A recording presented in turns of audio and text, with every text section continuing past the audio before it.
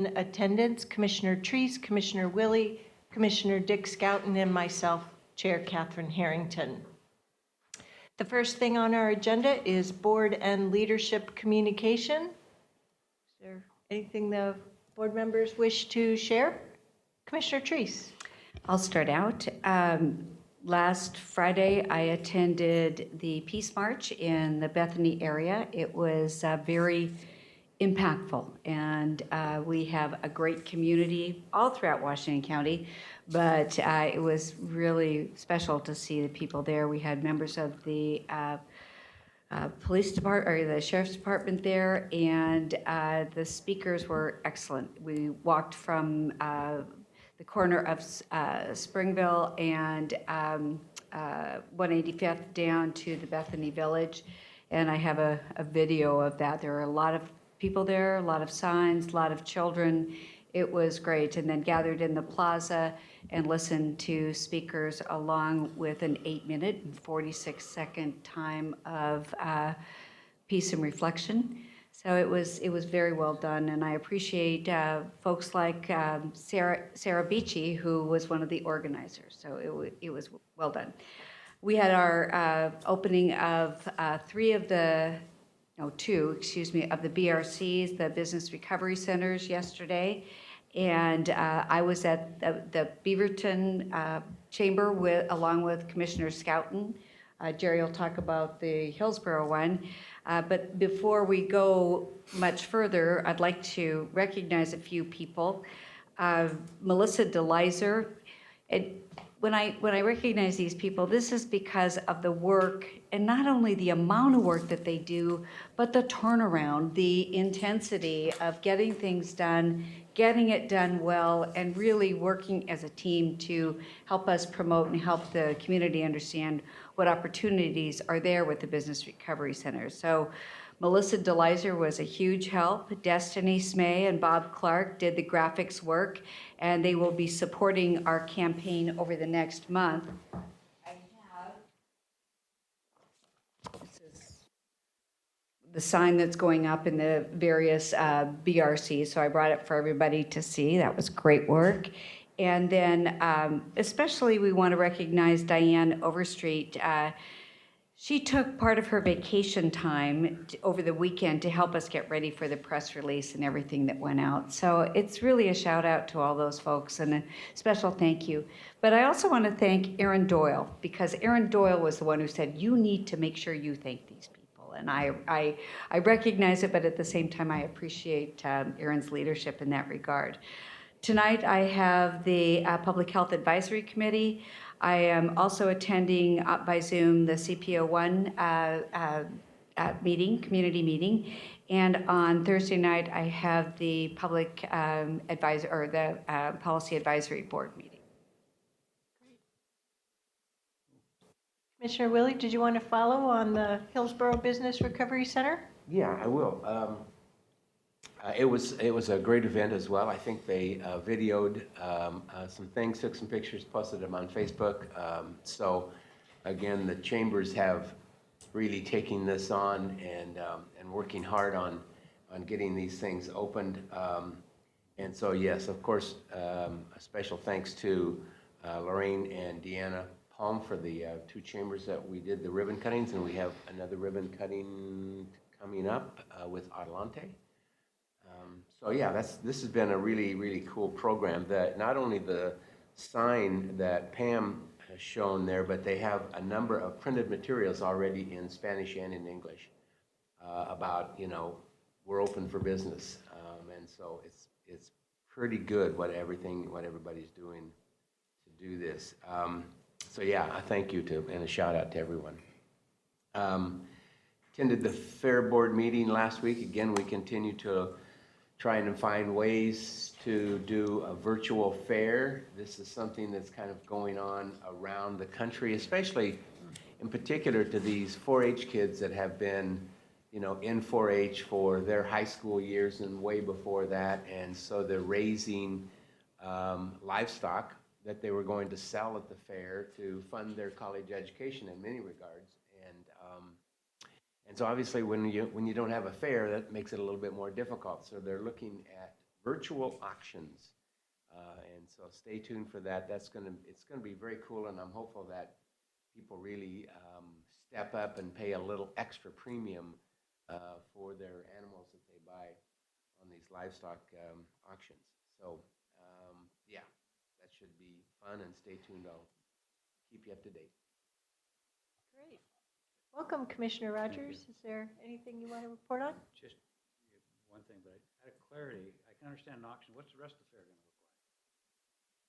Well, Do we know? we're not going to have a fair, so the rest of the fair is going to be rather quiet. But There won't be exhibits and sort of things that they can film? no, there'll be no physical fair whatsoever. No, but I mean online?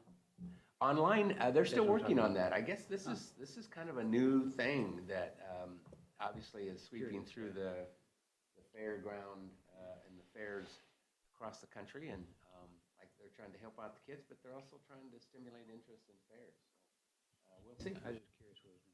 Well, I think you may see a number of other exhibits, like maybe you can, if you really want to get into this, Roy, you could bake a cake or a pie or something, and I don't know, you're going to send in a bite of it to Very cool. somebody, Very cool. but for taste. But anyway, I don't know how they're going to do that. But Fellow commissioners, huh? fellow commissioners, Fellow commissioners, we can judge his pies.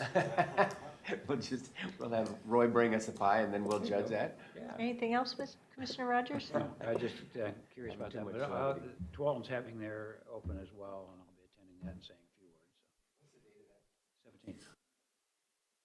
And just like up in the Bethany area, the Beaverton area, the Tualatin Tigard area has had multiple family-friendly protest walks as well. Commissioner Schouten. Yeah, thank you. It was a pleasure as always to co-host with Commissioner Treese. We did remind everyone that while we need to, we always can reassess how we balance timing with community input and how long things take before we launch things. But in the case of these funds, we can debate that further, but these are federal dollars, and there's also a mandate to get them out, and we do need to get them out. And we've been,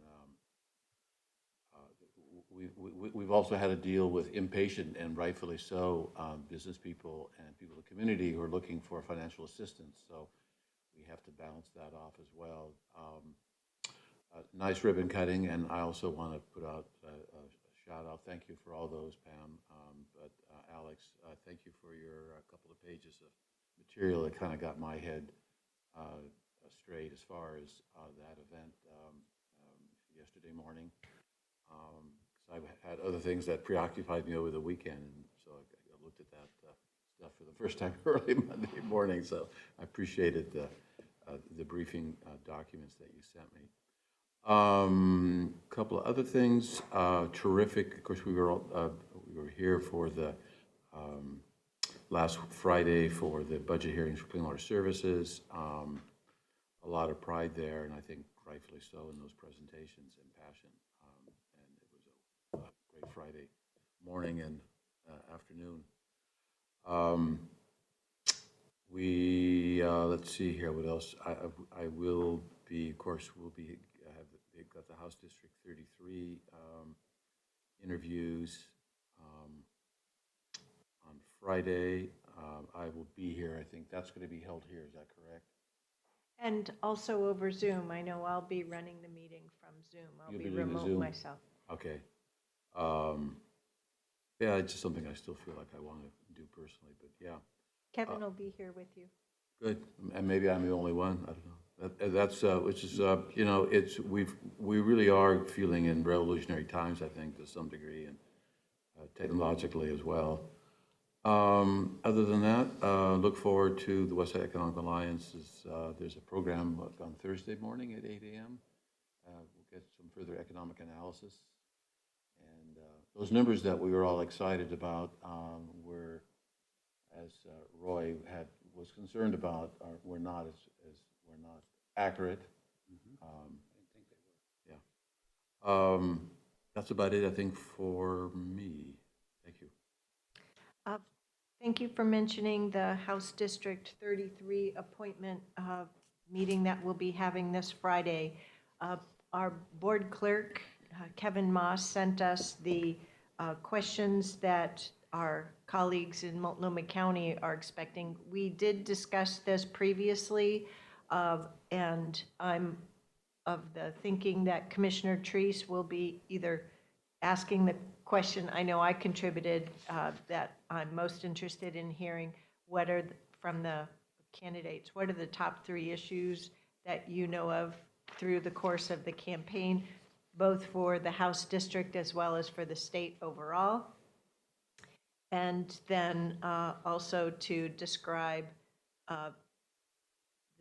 your understanding of the state-county relationship. Are there any other particular questions of note that commissioners want to be aware of in advance of the meeting on Friday? Yeah, I think sensitivity and awareness of the Washington County part of the district is important because our very likely choice is not a resident of Washington County, and I know these districts overlap and all that, and that's all part of the deal, but we want to make sure that she remembers always that roughly 2/3 of the district is in Washington County, and we have a lot of needs and issues and concerns, and I'm sure that she's going to represent us, but it doesn't hurt to remind and let her know what's on our minds. So. Is there a question in that for, we were talking about questions we'll be asking the applicant? No, but I think that there's a statement there that should Okay. sort of imbue any questions that we ask, in my view. And maybe the question, Dick, Commissioner Scouten, is something along the lines of what are your plans for communication with Washington County on issues? Here we go.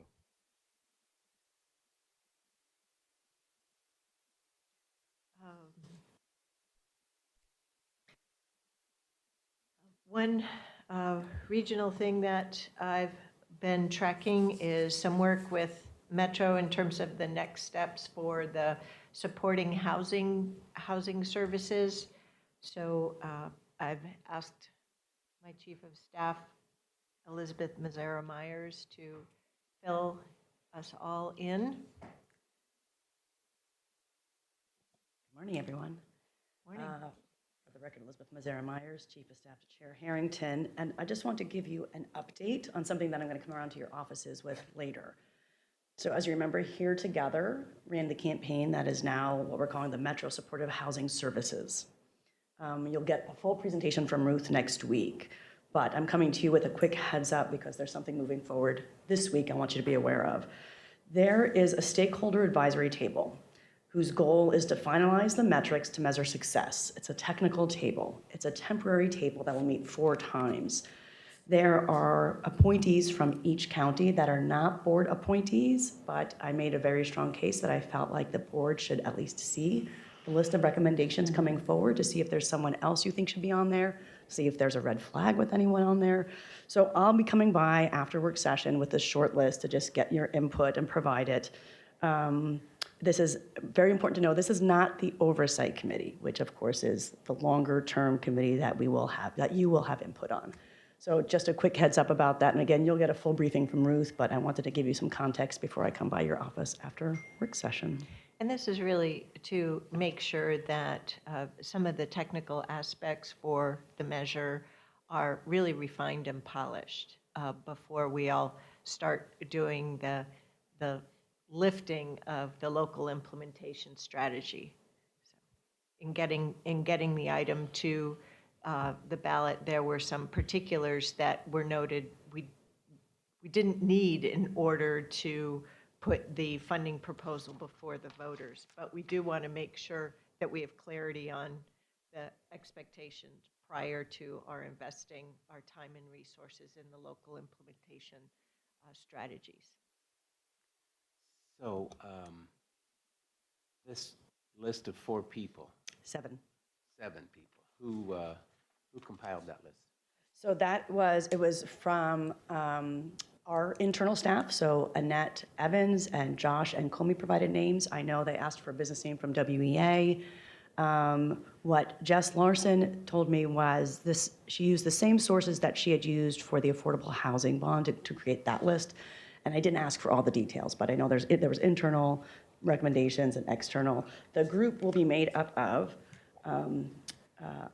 homeless service providers, social service providers, Here Together board members, business leaders, and public health providers. And so they had asked for, just some context, a quick sign-off from me, and I laughed and said, I don't have that authority. So I just, again, it's neither Clackamas County nor Multnomah County boards put forward names. They, I think, just gave a thumbs up check, you know, just like I'll be doing with you today. But if there is somebody missing that you think would better represent the voice of Washington County in any one of these, I'm certainly happy to provide the recommendations to Metro. They're moving very quickly on this because the first meeting, I believe, for the technical table is sometime in the next week. Like I said, they'll meet 4 times and then bring their recommendations for metrics to the COO, who will then compile the final package that will go to the council. So we're spending a lot of time describing how they'll go about the work. The real important point is to remember that this is to finalize the technical expectations for how the 3 counties and the city of Portland will move forward with the local implementation strategies to utilize the funding. So a lot of the work has been done through the course of all the expert tables that were set up to put together the funding package, but we do need to finalize the particulars about this, make sure they're defined enough so that we can move forward with our local implementation strategy, which is the much bigger part of the work. My understanding is that it's a group that is in place for 4 meetings through the summer and then disbands. Yep. Well, the reason I asked the question is it's interesting to me when we are looked upon as the leadership of the county, but yet things like this that are going to have a significant impact, we can't weigh in on. Now, we are weighing in because you're allowing us to weigh in, but it always, I guess it just intrigues me when we are going to be given something that we kind of don't have any say in. I mean, we're talking about some technical stuff here that quite frankly should have been done before it ever went to the vote. But it wasn't. And I've said this before, the tax revenue side of the thing is still undecided. I don't know if this group is going to be working on that. Not at This all. is just metrics. There was recognition by the work group that we were participating in, that there was an extent of information that wasn't necessary in order to put together the funding proposal, but would be needed in order to do that the last 10% in order for us to have clear direction to put together local implementation strategy. So just like there was a technical table to help form the package, this is completing that work. We were at that table and participating at that table, and many of the same categories of players and, in fact, players were involved in that process too. So this is to just finish that work and get it done so we can then move on. I get that. Okay, I get that. good. I'm just Thank saying you. the process is questionable to me, but okay. So you're going to be meeting with us after this meeting today? Yeah, Is yeah, that I'll it? come by your offices right after, or if you're planning to leave right after, if you could just grab me in the hallway. And do know that we're working hard, Ruth, myself, and the other staff in Washington County to make sure that our voice is heard, that your voice is reflected there. So that work continues. Okay, thank you. I'm not going to suggest that there was any rough edges here, but if there were, this all went so fast, and I'm just so excited and thrilled that having struggled with not quite enough funding to do really a truly comprehensive reform, to really get our hands completely around this problem. We have made real progress in our 10-year plans since we started, but we've always had a struggle with not a lot of money to do a significant amount of work, but not really enough to really really do in a really fundamental way this job. And so I'm just really excited that we're going to be able to do that with the capital side and with the funding side, operating side. I'm just thrilled that the thing passed, and we get to really, this is going to be exciting for the boards going into the future. I envy the board having those resources when we really struggled for the last 10 plus years on our 10-year plans. Yeah. Well, have no fear. You'll help us shape it with the local implementation strategy. Yeah. So, thank you. All right, leadership communication. Mr. Rhodes. Just a couple of items. I shared with everyone a copy of the brochure. This is actually what will be online as the posting for the Chief Equity and Inclusion Officer. That is going to be posted, and the recruitment starts today. And it'll be open for a month. So we'll be doing interviews mid-July. The other thing is I will be coming to you probably late in the week to do a consult on submitting our application for Phase 2, which we are eligible to submit that next Monday. So we'll get all of the numbers together and then see where we are and we can submit. The three chairs of the counties have discussed Phase 2, and we're making no efforts to coordinate the opening of the three counties. As you know, Multnomah County sent their application to the state last Friday. They have a target of opening this Friday. We're already underway with Phase 1 and look forward to pressing on with Phase 2. Mr. Rapplier. Nothing to report here. Just wanted, on behalf of the team, to thank the board for the time you spent with us on Friday on the Budget Committee. They're very appreciative of it, and they look forward to getting the budget adopted. Dale Feek identified that he wanted to make a public comment, but he was unable to get on to it on Zoom, so we're going to make sure that he has the ability to provide his testimony either in written form or to come during the hearing for the budget. I'd like to say thank you for the great job that you did with presenting the budget, and it was easy to follow. It was very informative. And I also would like to thank you for the wellness kit.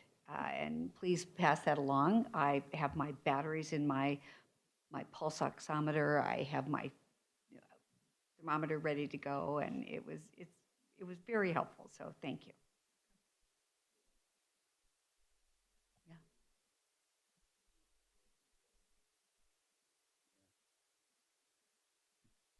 All right. Well, we'll move on then to the next item on the agenda, which is a fiscal year 2019-2020 financial update from our Interim Director of Support Services and our Chief Financial Officer, Jack Leong. And do we also have Brandon Schrader? We do, Madam Chair. He is on Zoom. Welcome, Brandon. Hello. Good morning, Chair Harrington. Good morning, Board of Commissioners. And my name is Jack Liang. I'm the Interim Director of Support Services as well as Chief Financial Officer. And we do have Brandon on the line from Oregon Employment Department with us today. And Brandon, would you like to start with the introduction of yourself? Sure. My name is Brandon Schrader. I'm the Workforce Analyst for Washington County out of the Oregon Employment Department. Alrighty, so today we have a 4-part agenda, and then we will actually start with Brandon's part, which is the Oregon Employment Department of Economic Update, and then followed by Washington County's financial performance update to you, and then general fund 5-year forecast, and then also the last part is a watch list for financial futures for Washington County. So Brandon is actually going to help us get started with the first part. Take it away, Brandon. Yes, so there's truly been a sea change in economic data since the last time that I came to speak to you all in mid-April, from record low unemployment and continuous job growth to some of the highest unemployment that we have seen since unemployment started to be recorded. Washington County, as well as the rest of the state, has certainly taken a hit thanks to COVID-19. Could we go on to the next slide, please? Perhaps the most stark indicator is the unemployment rate. Oregon, the Portland metro area, and Washington County have all surpassed the Great Recession and early 2000 peaks for unemployment. The state of Oregon, seasonally adjusted, stands at 14.2%. This represents about 300,000 Oregonians who are currently unemployed. The Portland metro area stands at 14%, and then finally Washington County at 12%, with about 38,000 folks who are unemployed in our county. This is vastly greater than what we experienced in the Great Recession. During its peak, there were about 30,000 people unemployed in Washington County. All of this took place within the course of a single month, whereas when you look back at previous recessions, the unemployment rate took years to reach its peaks. Could we go on to the next slide, please? Pretty similarly, cities across Washington County also experienced vast jumps in their unemployment rate. A few areas like Sherwood and Tigard were slightly above the county level of 12%, whereas Hillsborough, for instance, was actually slightly below. This probably has to do with the industry makeup of Hillsborough, with higher concentrations of the information sector, high technology, and business and professional services. Those industries typically were a little bit more insulated when you compare it to tourism, retail, recreation areas such as that. When you compare Washington County to the rest of the state, we are actually ranked 29th in terms of unemployment. So while 12% is definitely dire, relatively speaking, we are more insulated than some of the other areas like the coast and central Oregon. Could we go to the next slide, please? Since COVID-19 began, well over 400,000 unemployment claims have been filed. Actually, since I turned this slide in, this number has been revamped to, I believe, over 470,000 unemployment claims. This peaked in mid-April and has been declining since then. We noticed a small increase towards the end of May. Be that as it may, the unemployment claims that we're experiencing today are still 4 or 5 times higher than what we experienced prior to COVID-19 throughout all of 2019 and early 2020. So people are definitely still experiencing pain and economic uncertainty, even when we look to new indicators such as the unemployment rate that came out for the United States last Friday, which declined by 13.3 to 13.3%. Granted, there were some issues with how they determine what the unemployed were in this specific instance. In any case, people in Oregon are still applying for unemployment insurance. Could we move on to the next slide, please? On the other hand, in terms of job losses, over 250,000 jobs were lost in the state of Oregon, which erased about 6 years of economic growth in a single month. Pretty similarly, the Portland metro area lost about 150,000 jobs. For the state of Oregon, this represents a decline of about 13%. Could we go on to the next slide, please? Similar to the unemployment rate, Washington County, like the rest of the state, witnessed a steep decline, but not quite as drastic. Our unemployment declined by about 27,000, which represents a 9% decrease. Again, this goes back to the makeup of our industries. Typically, more of the industries in Washington County were more insulated than some of the sectors that were more affected by COVID-19. Could we go on to the next slide, please? When you look at this by sector, really no industry came out unscathed. Leisure and hospitality, which represents hotels, restaurants, casinos, other businesses like that, declined by almost 50% and accounted for almost half of all of the job losses in Washington County. Other sectors like other services, which includes laundromats, massage therapists, auto repair mechanics, and so on, also is particularly hard hit. Much like the rest of the state, health services in particular was negatively impacted by COVID-19 as well.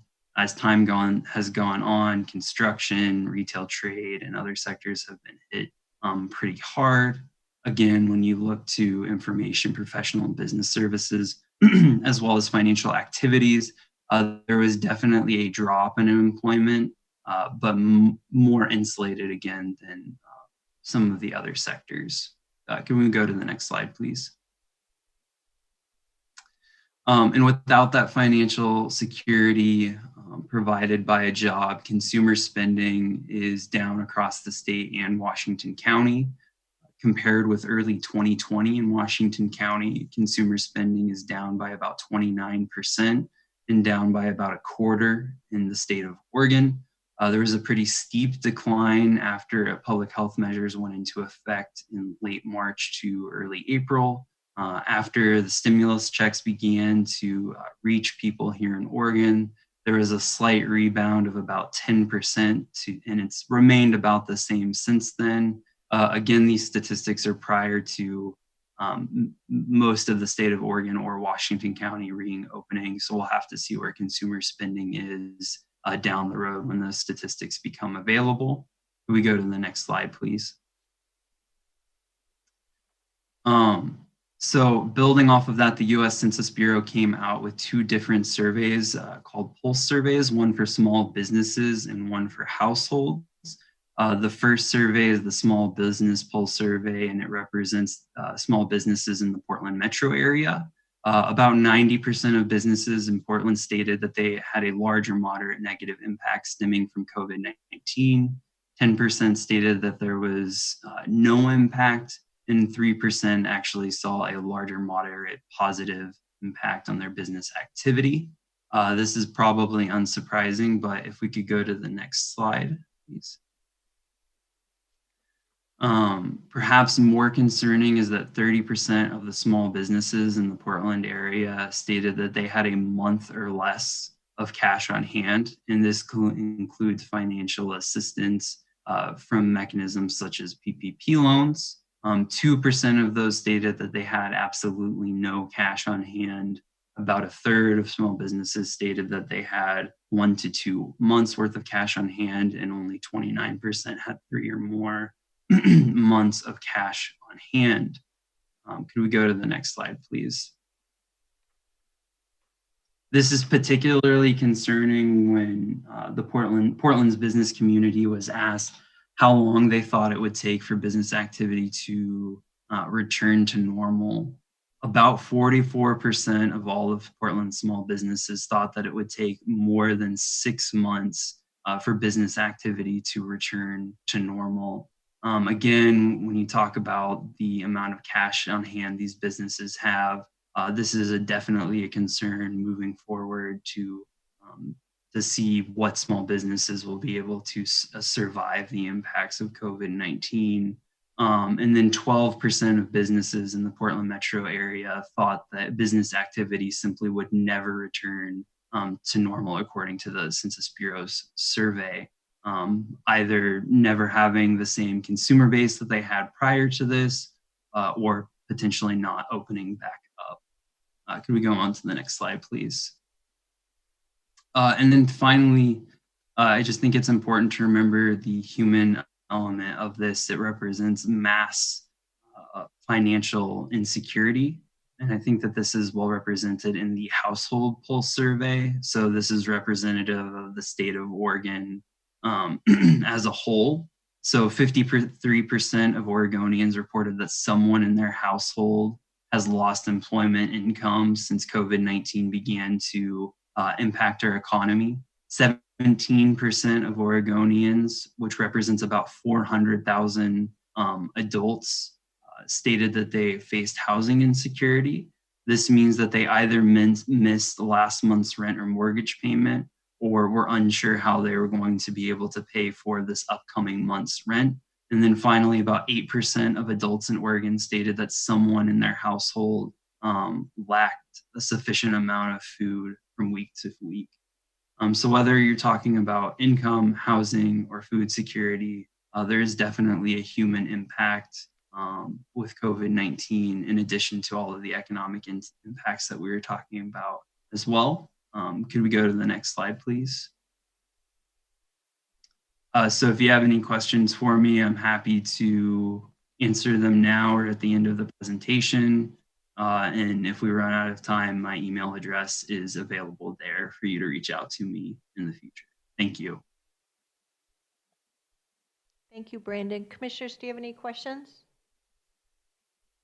Our lack of questions is not a reflection on the material or your presentation at all. In fact, through the course of our budgets and engaging a local economist who travels in your circles and has been advising us on economic conditions as you are an expert in, and trying to help us understand what our community economy might be like over the next year to a few years as we hopefully go through recovery from this recession that the Fed now recognizes began in February. So thank you very much for being here. Thank you very much, Brandon. And I will carry on to the next part of our presentation, which is the Washington County financial performance.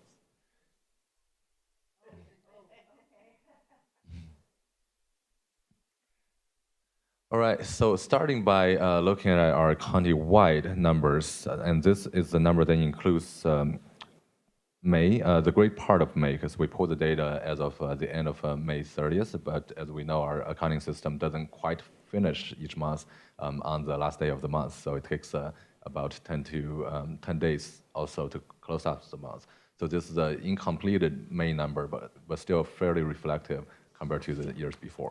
Looking at our county-wide numbers, things are actually looking fairly okay. As you can see that we have earned close to 54% of our revenue on the revenue side, and then spend about 53.82% on the expenditure side, countywide. And that percentage is slightly higher than the year before, not too much higher than 2 years prior. So it's a little bit on the high side. We're definitely watching it, but it's not to an alarming state yet as of May. Looking at general fund, our revenue actually came in at a higher percentage compared to budget, compared to the year before. And before you get too excited about this number, let me explain what this higher percentage means. It actually was artificially altered, shouldn't be altered, artificially forced by a higher SIP transfer into general fund. So compared to the year before, we transferred about 20 million of SIP into the general fund to help with the operations. And then starting from last year, it was actually 36 million. So that 16 million actually made this much difference in the revenues as the transfer were made. If we take that out and then we try to compare apple to apples without the difference in SIP transfer, our percentage actually look very similar to last year. Slightly lower, but less than a percentage lower. And then our expenditures is also slightly higher, but again, it's not to an alarming level yet. It's still falling fairly in line with the years before, and that's looking at general fund as a whole. I think we have heard the theme that because our general fund is very heavily tax-based, so we haven't really seen the economic impact greatly into that stream of revenues yet. Quick question. Yes. When you say year-to-date, what's the month end that this information is? This like December 31 or March 31 or what is As it? of May, the Incomplete end of May. So Okay. that's the 11 of the 12 I months. asked Jack, okay? So can I have just Jack answer this? So you said it's as of May? Correct. Thank you. I want to follow up, because that was my question as well, but why would it be such a variance, Jack, if we did a pretty good job of budgeting? I mean, we would have been 11/12 of the year, and I think that's where you may be going with that. So usually, if you look at the variance for the county-wide, that really includes a lot of the special funds. So even in some special funds, we actually do carry a pretty large fund balance depending on the future spending plans. Okay, So it's not always year to year. General fund actually falls pretty well in line. You can see that we're up to 80%. And usually June is the big month of spending before the year end. All within budget. Yeah, all within budget. And moving on to the next slide, we are looking at the, actually not next, yes, next slide. We're looking at the special funds within the general government. And for fleet services, that's where we are starting to see the COVID-19 impact, mostly due to the reduced on-site activities within the county. So our vehicles, both in terms of usage and then service level has dropped, and you can see that is reflected in the revenues and the percentage compared to the years before. We're at 74% on both ends of the revenue and expenditures. The good thing is that as our revenue and service level drops, our supplies, our fuel, all those variable costs actually does drop along with it. So this is something that fleet is actually looking at actively. And the next one is the central services. In the same boat, as folks are on site less, printing happens a lot less. At the same time, the supply does drop off a little bit. Our paper usage, our toner usage, our printer services has all dropped in the last couple of months, as expected. So these are the two lines of business where we starting to imagine what the new normal is going to look like. And that's what Commissioner Trees actually mentioned, is even during the sustainability report, is even when we come back to the office, is our business operation still going to look exactly like pre-COVID-19? I think we imagine that it's not going to be exactly like it. So these are actually the two funds, both fleet and central services, under support services, that we are keeping a very close eye on what the future business flow looks like, and then trying to be very proactive in terms of a business model for the future. Moving on to the next functional area, which is public safety and justice. Starting off with the local option levy. And that one, actually, we are still seeing a fairly stableness in terms of revenue and expenditures. That is a pass-through fund where the tax for the local option levy comes in, and then it gets transferred to the various places. And that is, again, another reflective of the stable nature of the taxing revenue as that they come in, at least so far, that we recognize. And then moving on to the district patrol, again, fairly stable operations. We see that 75% of revenue have come in the year, and then 81% of the expenditures has actually actualized in the year. And then the last one, the big special fund, is the public safety and justice, is the community corrections fund. And this one, I draw a yellow rectangle on it, as we can see that the revenue is, in terms of percentage, is significantly lower than the years before. And then the expenditure is also slightly lower than the years before. Now, when I inquired this with community corrections, the revenue drop is mostly due to the budget reduction by the state in the years before. It's not yet reflective of any new budget reduction that they are starting to the discussion on yet, but we can already see that there's some impact over there. And then the expenditure reductions is actually the active management by the department, looking into the future and trying to reduce cost in every area that is possible. So it's actually very comforting to hear that the department is actively managing to the future. But at the same time, this is definitely on our watch list to keep an eye out. Well, I'll add, they've been managing costs very tightly, but they've also had to reduce services. Absolutely. And that's the really sad part, is that it reduces our ability to support our community and the needs of our community. So You're I absolutely know right. you're aware of all of that. Yep. It's just worth noting as we go through these continued struggles. Absolutely. Jack, on the local option levy, if you look at all years, we really are way off from our budgeted amounts. Where is our budget and our actual? So Usually, when it comes to local option levy, I'd have to get back to you on that. I'm not personally involved with the budgeting on the local option levy, but that's one I'll take offline and then get back to you on why there's a difference there. It didn't look like we're budgeting very closely. Yeah. All right. You're absolutely right. Now that I'm looking at it, it's definitely a very good and valid question. I do have to do a little dig around just to see where the difference is on that one.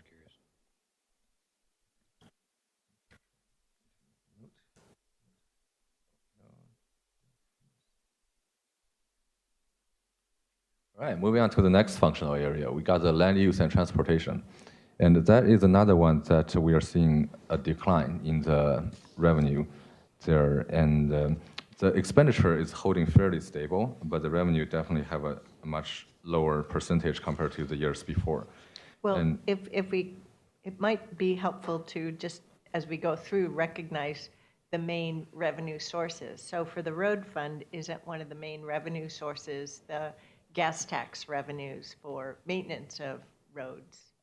Yes, and the state apportionment is really the main revenue source. And part of the slowdown is definitely due to a reduced state apportionment in those revenue sources. You're absolutely right. And then we're anticipating lower than projected gas tax, obviously, in the last couple of months due to COVID-19. And another one is also vehicle registration tax. That is also slowed down due to COVID-19. So that's also another one that we're watching closely. And then moving on to current planning. The revenue is, it hasn't really reflected too huge of an impact compared to the year before. I think if you compare 2 prior years, the revenue percentage came in a little bit smaller. But as you can see that land use and transportation has started to budget less, anticipating a slow down activities in that sector, and that is reflective of the budget and the actual numbers.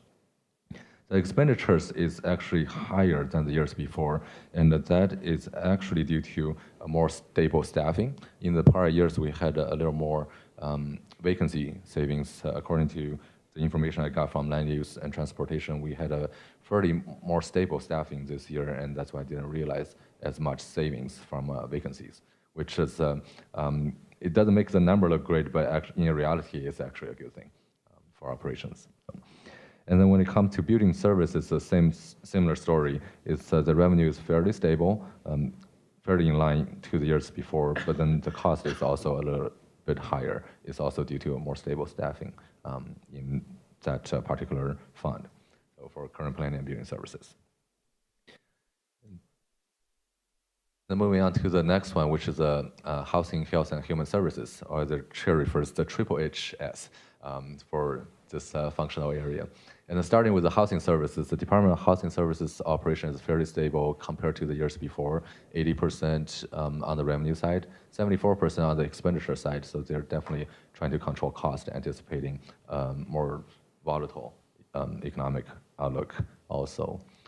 And then for the Metro Affordable Housing Bond, this one is still trying to shape its normal. So as you can see that our revenue and expenditures really don't have good comparators compared to the years before, since it was new the year before.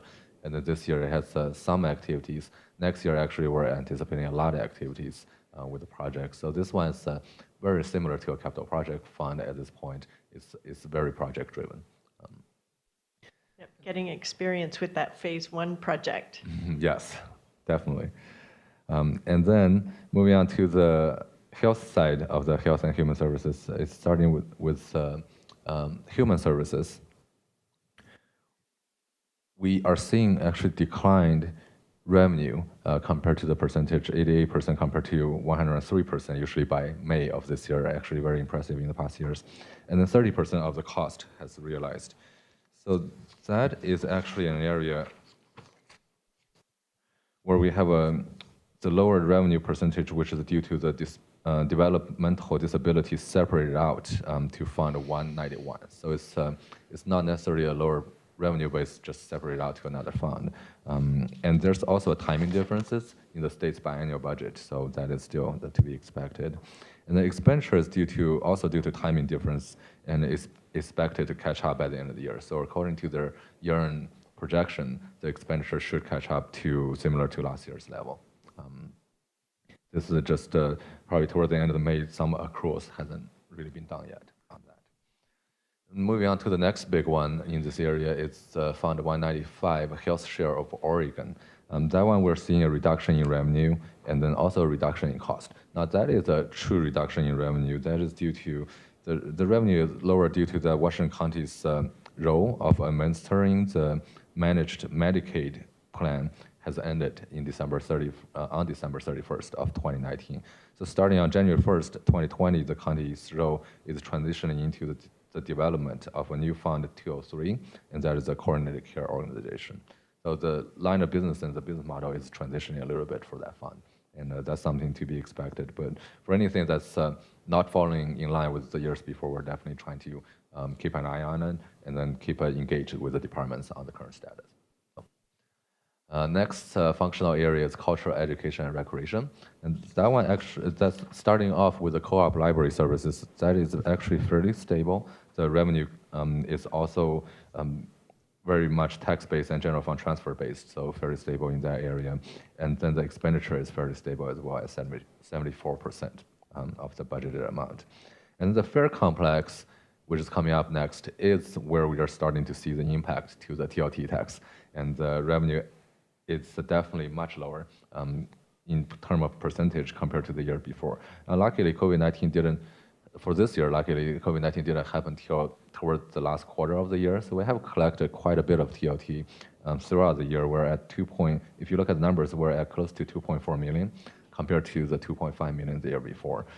So the number didn't fall off too much, but as budgeted, we were anticipating a much higher growth. And that's something that came to us as a reality that that higher growth is probably not going to be there even into the next fiscal year. And then the next one is tourist dedicated lodging tax, which is the transfer fund for TLT, where the tax coming in then gets distributed to the fair complex, WCVA, general fund. So this is also where we experienced a decline in the TLT tax, which is down to 51% from 60% the year before. And obviously the expenditure, which are transfers out mostly in this fund, is also declining, following suit of the revenue. So that concludes all of the functional areas, operating functional areas for Washington County. And then just to summarize the current condition is that, first of all, the data doesn't include full May number yet. So that's just a disclaimer. We're comparing two prior years full May with this year's mostly May. So, and then the county-wide and general fund number in total are not showing significant decreases yet. If we look at everything as a whole, where we are still very much so a tax-based organization. And then we're seeing some significant COVID-19 impacts on the TLT, on state funding. Those are definitely the alarming areas where the revenue are starting to slow. As Chair Harrington explains that as less revenue we collect, that really translates to less service we're able to provide from a dollar-by-dollar basis. Obviously, efficiency is something that we always look to, but we are definitely limited by the revenue if they come in slower. And then we definitely will continue to monitor the degree of the economic condition and impacts to Washington County, and that's something that we are anticipating to even make the effort going into the first quarter of the fiscal year from July to September, and then continue to navigate that world. And in October, we'll have a supplemental budget, and that's where we can even make more adjustments to the county's financial plan. Is there any questions on the second part of the agenda, which is the 1920 financial performance, besides the ones that Commissioner Rogers pointed out, which I will get back to the board? Anything that we should be anticipating in the way of significant forecasting changes in your mind?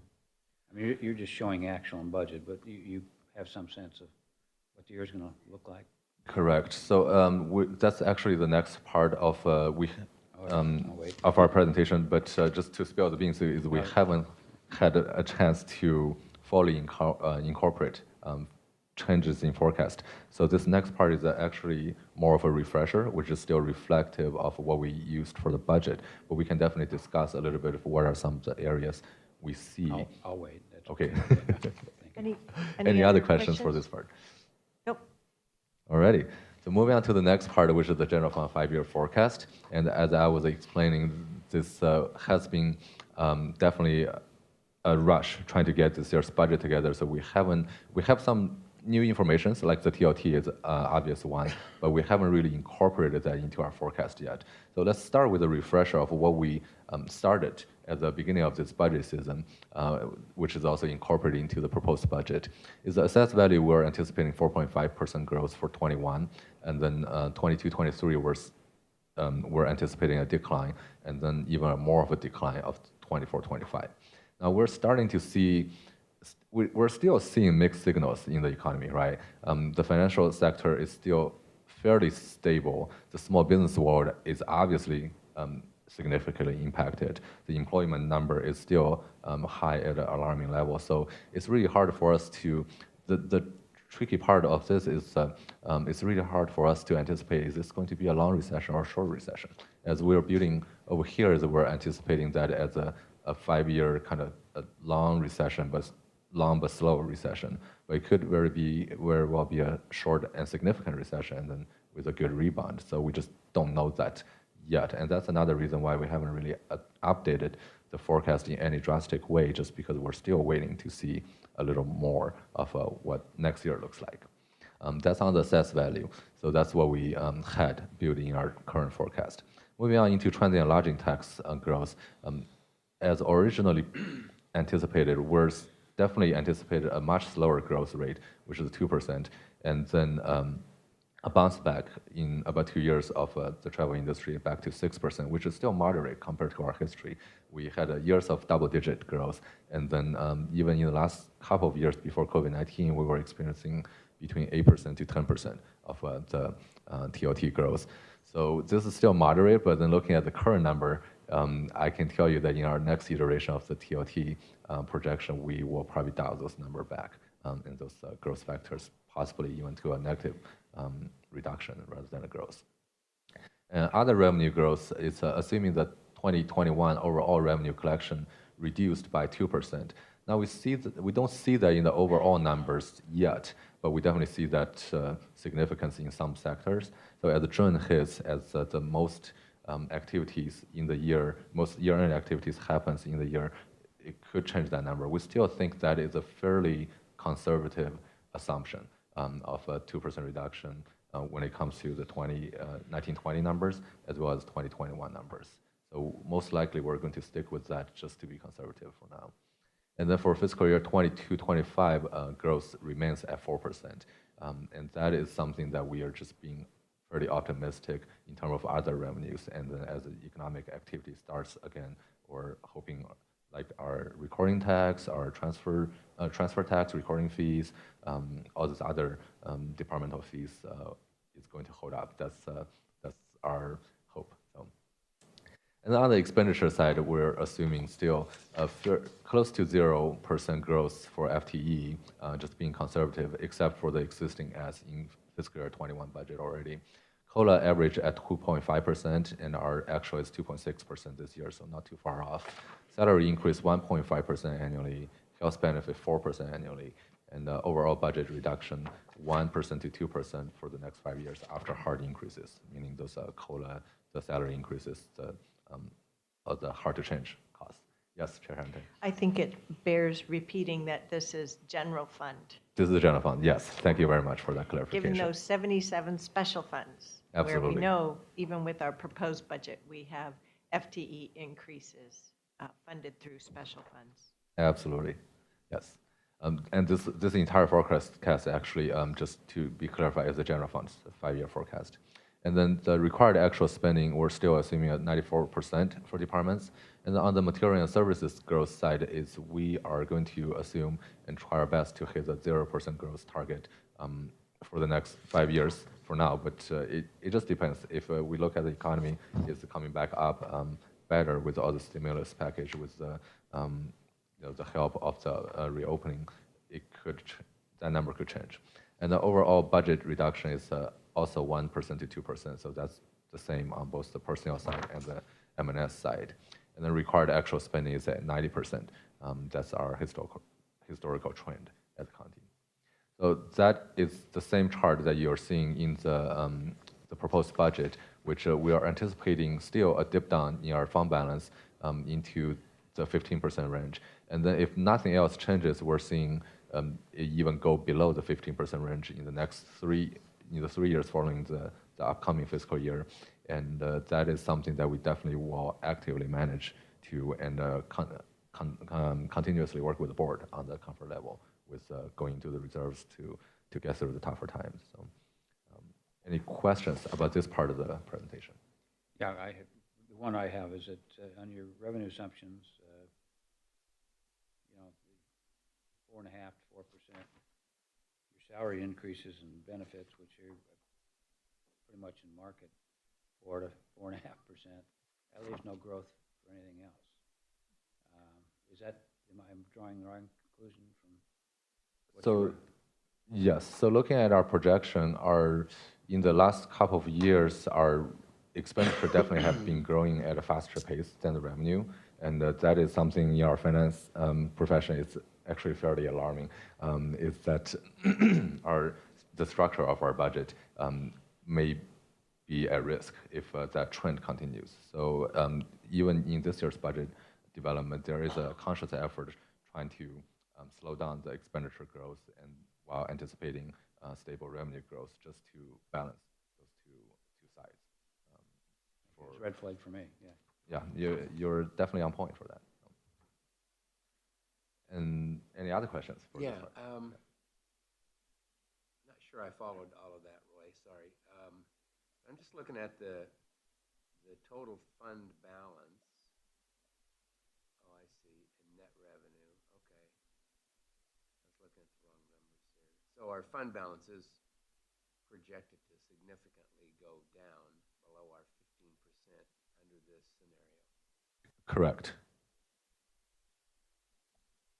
But we all know that the out-year projections are really just our projections based on the best information we know. And as I was explaining, that we can already starting to see that our assumptions are not really reflective of the late trend yet. So this is something that we constantly navigate on a regular basis. Yeah, in the time I've been on the board, I've seen this line every year, and we always push it up. Right. We always manage to our future, actually. So. I would also say that this is a very healthy level compared to our peer governments throughout Oregon. This is not a bad story at all. Quite the opposite. Well, I don't think I agree with that statement. It's healthy, and we're probably better than most governments, I would agree, but when we set a baseline of 15%, we set it for a purpose. And it concerns me that this is going to drop 5% below that, a third down. So while our revenues, our net revenues, continue to go up, so something obviously has gone different than what we've typically budgeted for here. So I'll be anxiously awaiting our September conversation in the revised budget. While I understand that my colleague would prefer to have very healthy reserves, I know that we as Washington County are in the people-serving business, and part of what we're needing to adjust to here in the 21st century is to make sure that we're dealing with community needs. Having a bottom line dip that is still greater than 10% is still, for government, a very healthy level. That's all. It's just a comment. We have that number for a particular purpose, and I understand our job is to serve, make sure we have services available, and it's also our job to make sure that we have proper reserves. And it's my understanding this reserve number of 15% was based on the fact that we go from July to November with basically very low revenues, and so we need to have a savings account to do that, so we don't look like some of these businesses that are experiencing issues when we do have a pandemic that is unanticipated. So once again, I'm holding true to the 15%. And you're both right. And the purpose of the reserve is really for the stableness of the organization. And you're right in terms of what Brandon just presented. It's that Washington County actually strive for 5 months of cash on hand for operations. And we do continue to collect revenues during that 5 months, although not tax revenues, but departmental revenues in those areas. So we do have a little bit buffer room. And yeah, and obviously having a healthy reserve, it will give the organization stable financial operations. But really, at the same time, part of the reason of the reserve is also to weather the tougher economic times. So it's I have to say that it's not bad to go into the reserves for financial operations, but we definitely want to keep a close eye on it to make sure that we are sustainable in our financial operations. So thank you very much for your comments. And what you've corrected time and time again in our budget work is that our reserves are not there for cash flow steadiness to deal with the timing difference between collections and spending. Correct. Very nice comments from both of you. Thank you. Can I ask you a question? yes. Excuse me. Did I understand you to say that our expenditures have historically been increasing past our revenue increase? Is that right? Is that what you said? So we've got an increasing gap. Correct. From general fund. From general Right, fund, no, I yes. understand, I understand.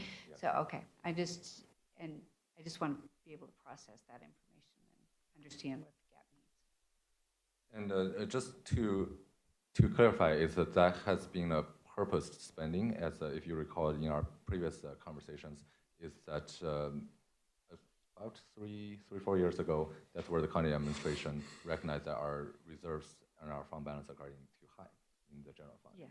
So there was a strategic decision to actually spend down our fund balance, turn that into services. And that is actually what contributed to our expenditures in the past 3 years grow faster than the revenue, to the point where it's even higher than the revenue. Bring that down. Right. Okay, So thank you. it's definitely also part of the plan for us to manage that into the future, I have to one bring more that back question in balance. regard to your expenditure assumptions. Yes, sir. As I was mentioning, your COLAs and your salary increases and health benefits and all that sort of thing is sort of matching what you're presuming is going to be in revenue, so we don't have monies for other things. But why didn't you factor in your other benefits? I mean, the big benefit is PERS and other benefits, and so is that somehow in here that I don't see? Because that would... Gets to the next part of the presentation, Okay, the sorry, watch which list. one? No, Yeah. you're right on in terms of where you would think about it. Yes, you're absolutely right, and that going. is the PERS is One actually more, huh? There you go. Oh, okay. PERS is actually part of the formula. It's just not something that we're throwing out there just because the rate that we're experiencing right now is a set rate. So there's really no guesswork in that for the next fiscal year. But then the big question is the year after when they change the rate for the next biennium. Yeah, because Melvin will do an update, and then we'll have another rate Yep, increase. You know absolutely. that, and I know didn't that. include it in here just because Chasing a I don't. moving target. It is. Yep, absolutely. That is a moving target. Especially, it's highly affected by the economy in general, because it's both. It's really what they are able to earn on their return, as well as what they have to pay to the retiree benefits. Right? Are there OPEB costs too that are in this that we haven't looked at? Pardon me? OPEB costs, are you measuring those? Yes. And they're not in here, right? They're not necessarily on this slide, but they are definitely in a much bigger spreadsheet where we do all those calculations. Because that's one of the biggest growth. Yep. Absolutely. Okay. Yep. So last but not least, in the last part of the presentation, I just want to point out the things that we're keeping an eye on and really keep a close watch. So there are things on the external factors, starting off with the assessed value on general fund taxes. Obviously, that's something that we try to keep a constant watch on it, both on the collection side as well as the anticipating, what the future construction world is going to look like, what both the real property and the personal property is going to look like. Now, following that, it's in great part driven by the financial condition of the top employers and the top property taxpayers within Washington County, Intel, Nike, just to name a few. And the better condition that those companies are doing really it give us a stableness of the assessed value, which in turn give us the resources to provide services into the community. And so far, like I was explaining, the financial market has really caught everybody by surprise by staying very strong, and especially in the tech sector. So that area is still doing okay, but we're definitely keeping a good eye out for that.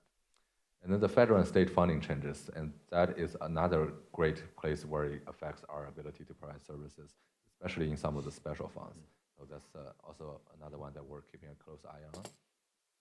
And then the per-employer rate changes is definitely one huge factor in terms of our personnel cost. And I can't stress enough about how great of an impact it has and how important it is for us to control that as much as we can. I'd like to definitely want to bring a reminder that we made an investment into the side account last year, and it's starting to give us about close to 1%, not quite 1%, but close to 1% of benefit on the employer rate, which is actually helping out our finances a lot.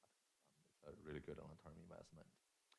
And then the community need is something that we really need to, because in the end, as Chair Harrington explains, it's the whole purpose that we are operating is to provide services to the community in our scope. So really what the community need, as we have seen during COVID-19, that has changed. It has really both amplified and the areas of need has changed. So those are something that, as an organization, that we continue to navigate. And the internal factors, there's a lot of cost factors in there.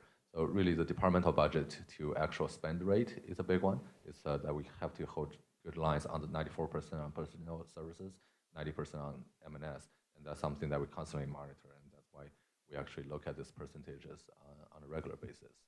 The internal FTE growth rate is also another concerning factor. A part of our strategy of spending down the fund balance in the last couple of years is to have a lot of FTE growth.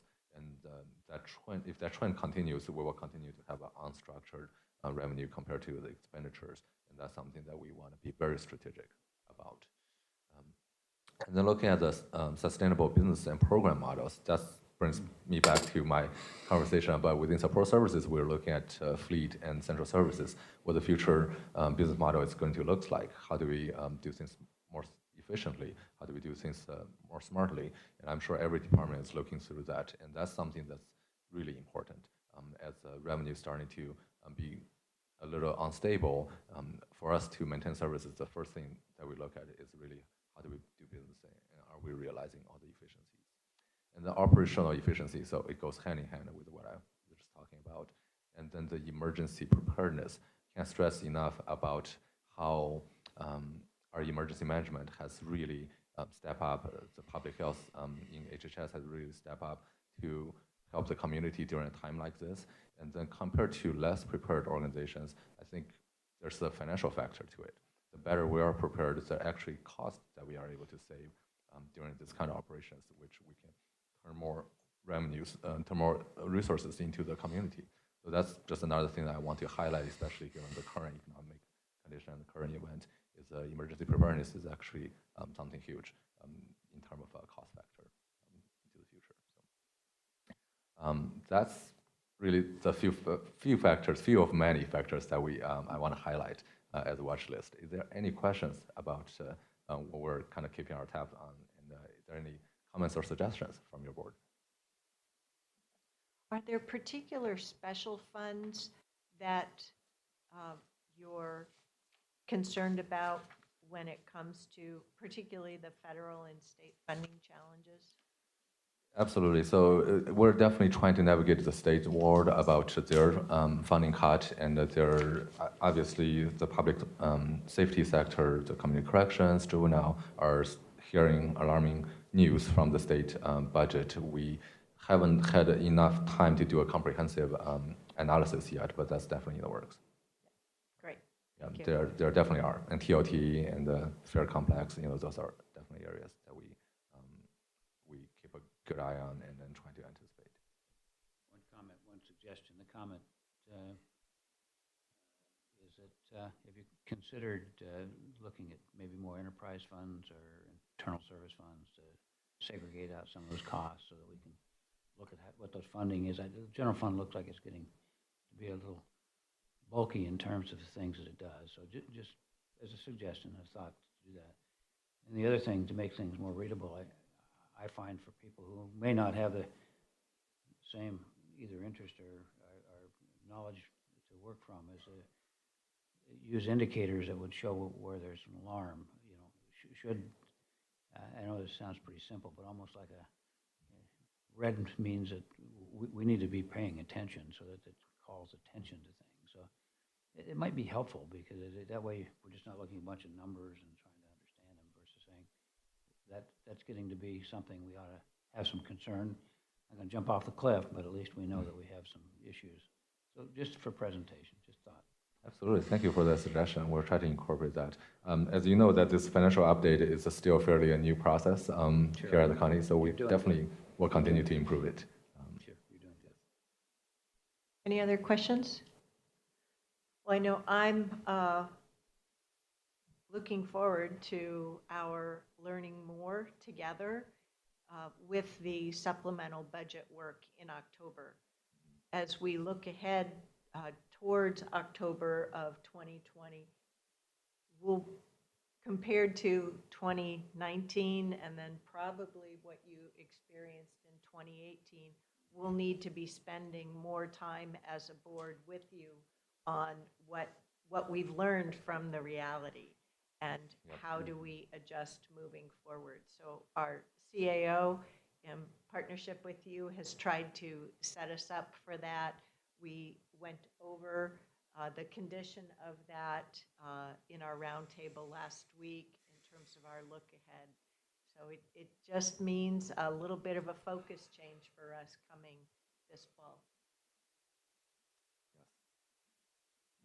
Thank you, Jack. All right. Thank you very much for your time today.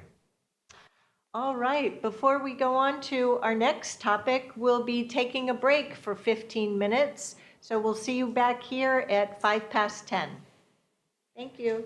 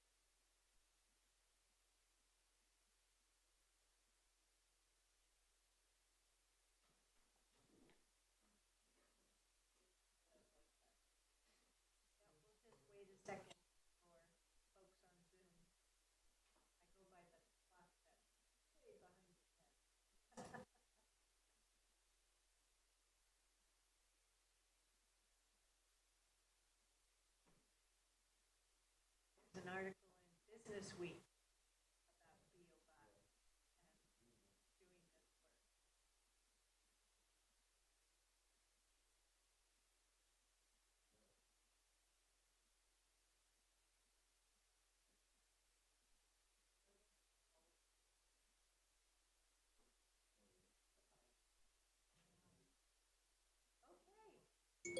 It's now 10:05. Welcome, Dr. Williamson.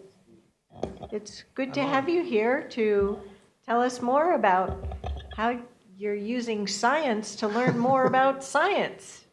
Learn more about science. Well, thank you, Chair Harrington and board members. Thank you for inviting me to come and talk about the efforts that we're doing on sewer shed surveillance. This whole idea of measuring pathogens and other constituents of wastewater to give an indication of community health is not new. The pathogen part has been done both with hepatitis and with polio with some degree of success. And so in the COVID-19 epidemic, it was okay. Are we good now? Okay. When the COVID-19 pandemic happened, the idea was brought back and as a way of trying to understand more about this particular virus. There's a lot we don't know about this virus, and that influenced a lot of the sampling, and I'll talk a little bit about that as we move on. Next slide, please. For the actual measurement, we actually measure the RNA fragments in the wastewater. There are no active viruses in wastewater or in human feces. So there is really no threat to our employees or anyone else who is doing these analyses. The RNA fragments, however, give a signal of how many viruses were there and had been shed by the individual. Soon after people get infected, their bodies start shedding these viruses. Many of them end up in the intestines and in feces. And give an indicator of how many organisms are actually in the infected person. The shedding rates can be astronomically large. A single human being, what they call super shedders, can shed up to 10 to the 9th, which is 1 billion viruses a day per gram of feces. And we all discharge about 100 grams of dry feces a day. So it's like 100 billion virus fragments are coming out of one single individual. And so it gives a very distinct signal in wastewater. You know when the infection is there. It's not like we have to search for this like we do for a lot of chemicals concern, where we're looking at very low concentrations. If we have infection of this virus, there is a very strong signal. Next slide, please. So what can we use sewer surveillance for? One is it can just tell you whether you have infection in your city and potentially identify different kind of hotspots. In some cities, people always had a perception that they had no infection, and this simple testing of the wastewater can tell you whether there's actual cases there or not. You can also look at trends and changes, whether the numbers are going up or whether they're coming down, and give you some idea of whether your methods that you're using to control it are actually effective. You can do it on risk assessment. People look at it to know how prevalent the virus is and whether there should be concerns about risk of exposure to workers. And then there is also a piece about viral evolution, is that by following the virus, you can actually follow its own evolution, and you can actually determine where the virus came from. So we know now that the virus that came to the eastern part of the United States was on a very long trip. Started in China, went to Italy after the Chinese New Year, went from Italy to the rest of Europe. Ultimately, the rest of Europe then came to New York. The virus went from New York to Chicago. From Chicago, it went to Detroit. And you can follow that step along the way because you can follow the evolutionary change of the virus and know exactly that was the path that it took. That's different than the virus that we've all been exposed to here. It actually came China to either Los Angeles or Seattle. And we know that by following the genetic sequence of that virus. Next slide. So this is what we hope our data will show. We collect data over time. We can look at either occurrences or changes in trend over time, whether the concentrations are going up or going down. We can also look at community prevalence. So we can look at different communities and check the numbers from communities to see, communities can compare their results to other communities to see how they're doing. Next slide. So we got involved in this because we were invited to join this BioBots study. BioBots Analytics is a company out of Boston. They had done some original work on measuring opioids in wastewater. And so then with the COVID pandemic, they started measuring these virus fragments through a lab at MIT. And so they invited first 50 plants, and then it went to 100, and then it went to 150 plants where they were measuring samples each week. And so we would send them a sample from our wastewater, from our 4 treatment plants, the influent. We were very much interested in this data. It came back slower than we had hoped. There's some question about the data, and I'll talk more about that in a second. But it gave interesting trends for Washington County for our 4 treatment plants. There was a spike in the number of viruses around the middle of April, around the 21st of April. And that was especially prevalent in Forest Grove and Hillsborough. And then you will notice on the dark line there that the data point for 421 is not there on Rock Creek. We had an astronomical concentration of viruses at Rock Creek on the 421 sample. And we're still trying to figure out what that was, where it came from, what it meant. We've tracked it back on the quality assurance, quality control. We believe the number is good. We just don't have any idea what it meant and where it came from. But whatever, in Washington County, there was a spike in these concentrations in wastewater in the middle of April, and then that has now decreased, and we get sort of the same random changes among the 4 plants. So that was one of the questions about the quality of the data. And if you go to the next slide. Out of that, I decided that, we really needed to be able to do our own measurements if we were really going to understand this. So I collaborated with 2 faculty members that I knew at Oregon State University. And we wrote a proposal to the National Science Foundation to do a study which had basically 2 objectives. The first one was to compare some influence samples with the BioBot data. So we've been taking duplicate samples for the last 4 or 5 weeks, and we will soon have that data to be able to basically look at how good the BioBot data was. But the big part of this study was that we proposed that we would sample in what we call micro sewer sheds. That is that we would look in very small portions of the sewer shed and see if we could measure the particular amount of viruses that were coming from that area. And so that was the unique thing about our proposal. I think it's the reason why our proposal was funded. And that was only possible because of the collaboration between Oregon State and Clean Water Services. Universities can't pull manhole covers and do the sort of sampling that we do. Is just not possible. And so we were able to put that collaboration together very quickly.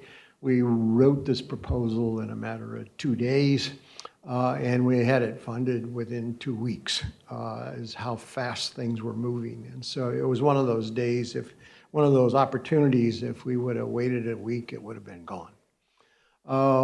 This proposal was actually funded by the National Science Foundation on April 27th. So we've been at this now for about 6 weeks, okay? And we actually started taking samplings before we actually got the funding for the proposal. There's a number of other things that we'll add to this proposal that we find interesting as we go along, but this has initiated the first part of the proposal, and we are now processing samples for this project at Clean Water Services. And at the end of this week, we'll do the first genetic analysis in the gene lab at Oregon State University to actually get the number on the viruses. So we're getting ready to run our first 100 samples. I have about 300 samples in freezers at Durham waiting for analysis. So we will move very quickly on this. Soon. Next slide. So in our sewer sedge sampling, this is what we're doing. It says here targeted research at 21 sites. We always keep adding sites that we deem to be necessary. We're now up to 25 sites. So we have 3 hospitals. We're sampling several of the food industries across the county. We're sampling the county jail. We're doing a couple of nursing homes. So far, we haven't done any schools because there's no kids in schools, but in the fall, when the kids come back, we plan to do a couple of schools. What is your criteria for selection there? Well, it's actually reasonably complex, okay? So one is just where we expect that be able to find people that are infected. So you're really looking for places that people are concentrated, where people are concentrated and contained, and also obviously some sort of association maybe with low-income communities or with minority populations. We have added to our site, we're doing the Garcia site in Cornelius. And then the other one, though, is that you have to have a manhole that sort of isolates that wastewater, okay? So that was one of the big gifts that Clean Water Services brought to this project, is we have extensive information about the sewer connection and know exactly what flows into which manhole, okay? And so that was also part of the selection. And then you have to find a manhole that you can easily get to. So they can't be in the middle of the street because we can't sample those all the time. So it's got to be a manhole we have access to. And then some manholes are more desirable than others because some manholes were built so that we can't get our samplers in them. So there's a whole lot of things, but we have lots of manholes. So, and we have lots of opportunities. We have more opportunities than we have ability to sample. So we're now down to 25, and we're now sampling 2 sites at Clean Water Services. We're sampling the AVC building and the field ops building. So in these very small sites. Ken, can I interrupt you? How do you know that you're getting I don't want to say pure, because that's not a good term for that, but a good sample? You got I&I, you got all kinds of issues that might be affecting? Well, we do 2 different kinds of sampling. The gold standard is to do a composite sampler that takes samples throughout the day. We got a 24 hours sampling.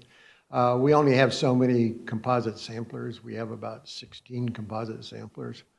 And so then above that, at those sites, the other sites, what we do is we sample 3 times a day when we sample. So we sample either on Tuesday or Thursday, but when we're sampling, we'll come back 3 times with grab samples to try to get some sort of resemblance of a composite sample.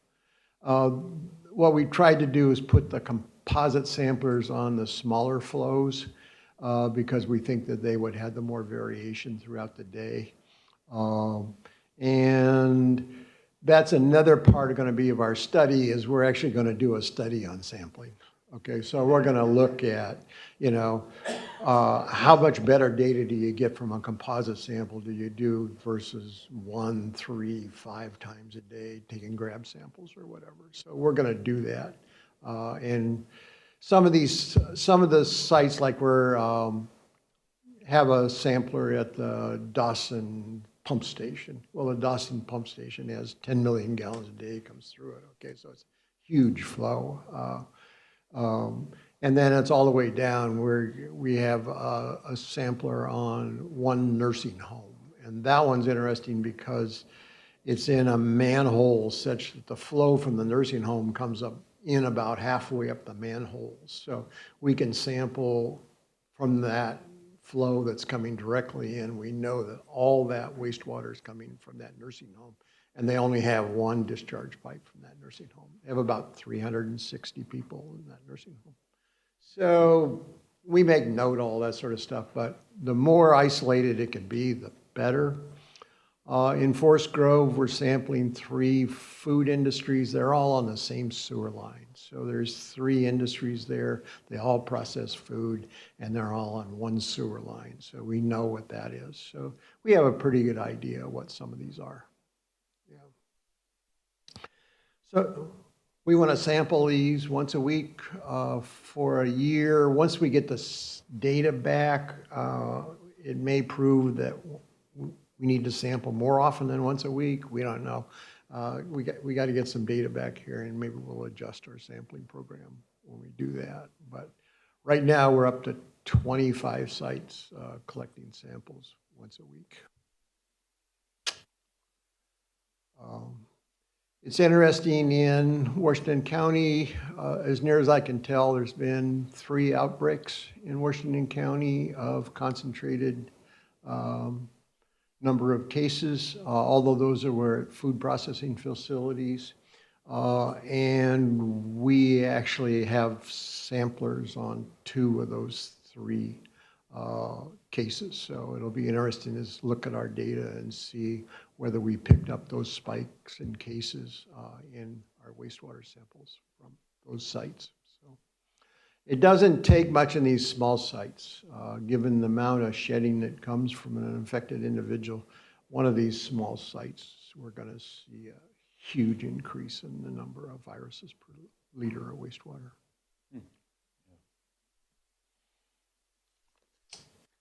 Next slide. There is data in the literature that gives a correspondence between health data and the number of viruses. I just wanted to show you one of these, and then I'll talk about another one that actually has been published since I put together these slides for this presentation. This is the famous study in Paris.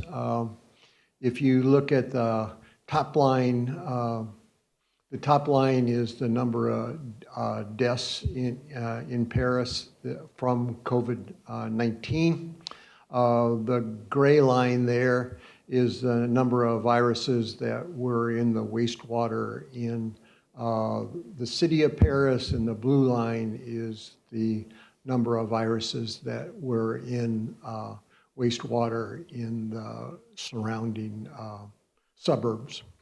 And so you can see the close correlation that you get between the number of viruses and the number of COVID-2 deaths that were noted. This was an initial study that was done in Europe before actually the virus came to the United States. Okay, so there's a similar study that was done in the Netherlands that has that I haven't shown here.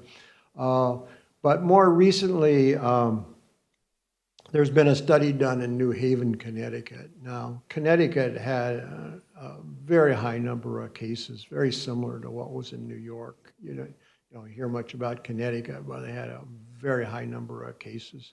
There was a study there done by the Environmental Engineering Department at University of Connecticut.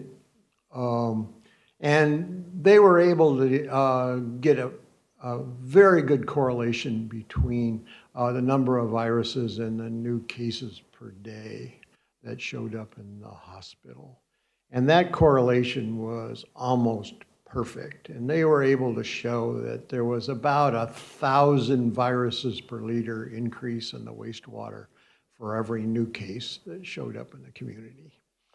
And that was done over a period of about 2 months. It was an amazing study, and it's an amazing graph. Could I just ask a clarifying question?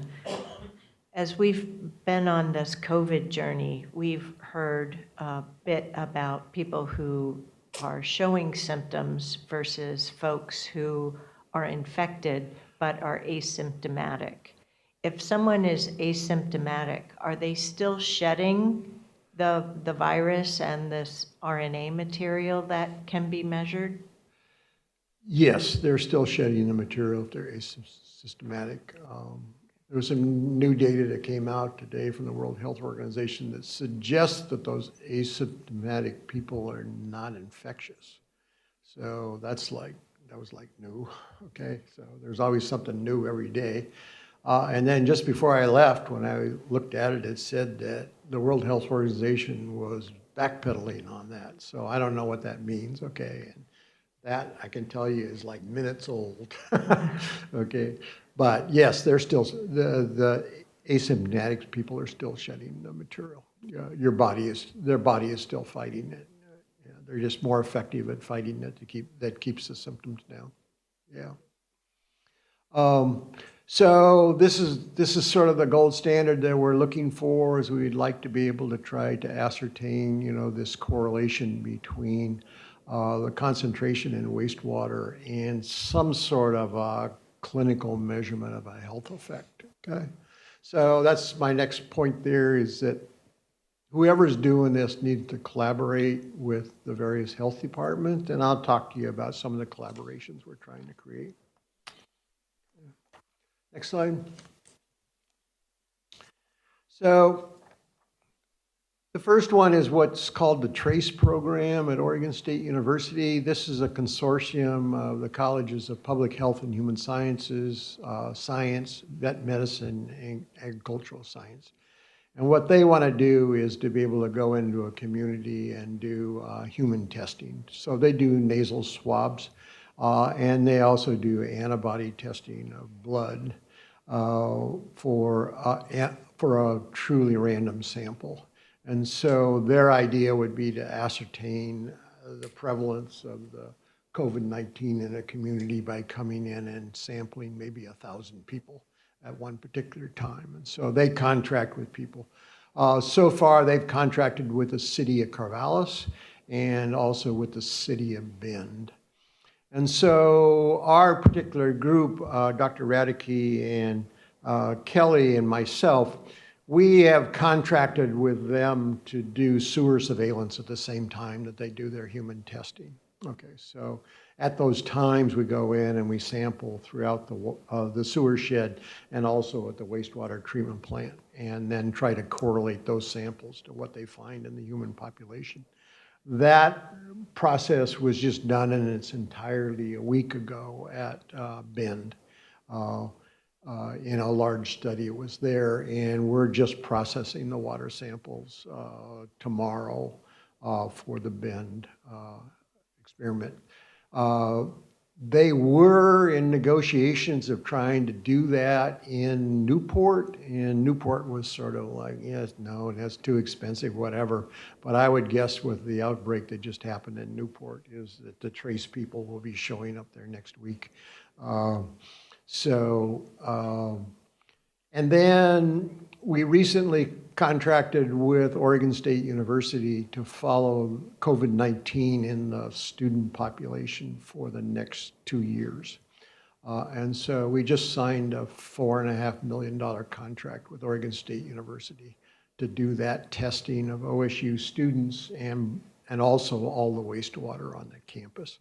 Okay, so we're going to be testing dorms, various lecture halls, football games, basketball games, all that sort of stuff. You know, whenever there is a significant wastewater flow on campus, we're going to be measuring it. And that's definitely moving forward. A lot of concern by Oregon State University about what's going to happen in the fall when the students come back, because OSU is committed to having online classes. I mean, in-person classes on campus. So there's going to be a lot of students come back, and they are committed to bringing their athletic programs back online. So that's going to be a real issue for them. Next slide. We've also entered into writing a proposal with the Oregon Health Sciences University, and what they would like to do is expand what we're doing in Washington County to Portland and Lake Oswego.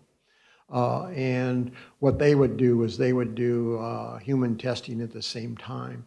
OHSU is in the process of developing an antibody test. And so they would also like at the same time to test out their antibody test and see how good it is, okay?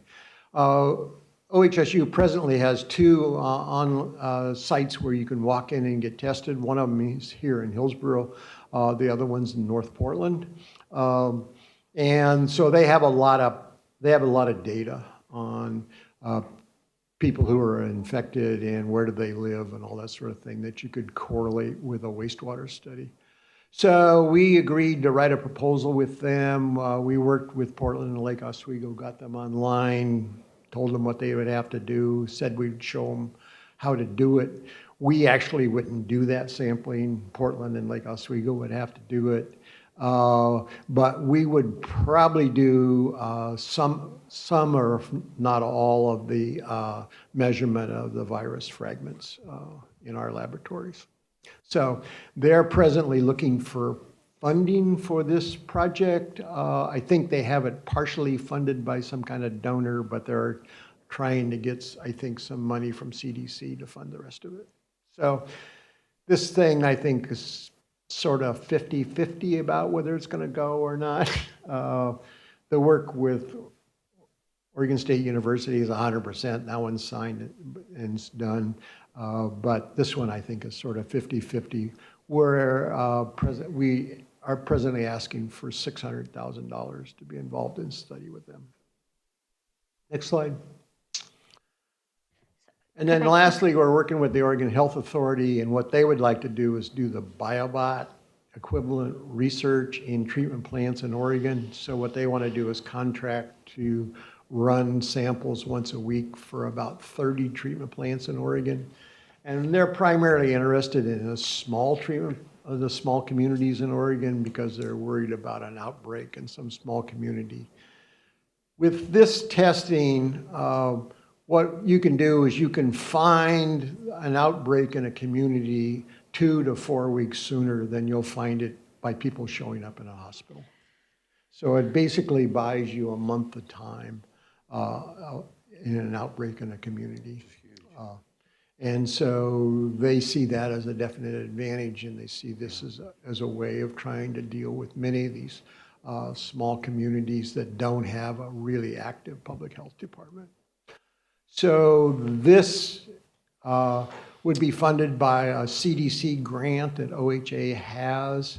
And I think the probability that we're actually going to do this is probably greater than 90%. We're just waiting for them to get enough time to fill out the intergovernmental agreement with Oregon State University to get this thing on board. I haven't been pushing it too much because we've been trying to get our methods on board and get that all in place. Because once we start doing this, we're looking at a lot of samples will be coming, and I would guess that the number is going to be bigger than 30 by the time we're done. There's about 72 treatment plants in the state of Oregon, so everybody's going to want to be involved in this, and so it's going to be hard to say no to people. And Commissioner Treese, I think, has a question. She was trying to get your attention. No, well, I was just, first of all, this is remarkable. it's wonderful to see that. I want to make sure that, I'm getting that. I'm just kind of stunned by all of this. The other question that is in my mind is our research department becoming a profit center through all this?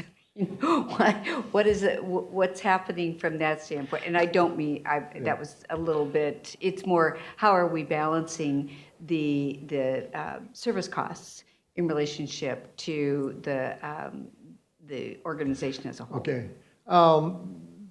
What we do at Clean Water Services is we process the samples. So the samples come in at about 200 mils, and we process those down to 2 mils. And in that 2 mils, all the virus fragments are in it. Okay, so that's the piece that we do. And it's sort of a hands-on thing or whatever that we do with our interns. It's not terribly expensive, but this is not going to cost the district anything. We'll make back everything that it costs us. So depending on the number of samples, we'll have like 1 to 2 interns employed. Okay? Really? And then those 2 mil samples are sent, now they go to the gene lab at Oregon State University. They process those at about $30 a sample at the Gene Research Lab. But what we're doing is, what Oregon State University is doing is they're bringing a lab on board that's presently at the Oregon Health Sciences University, bioengineering program there, which I used to be school head for, actually has some space there. And so we're going to bring that lab on board at the Oregon Health Sciences University.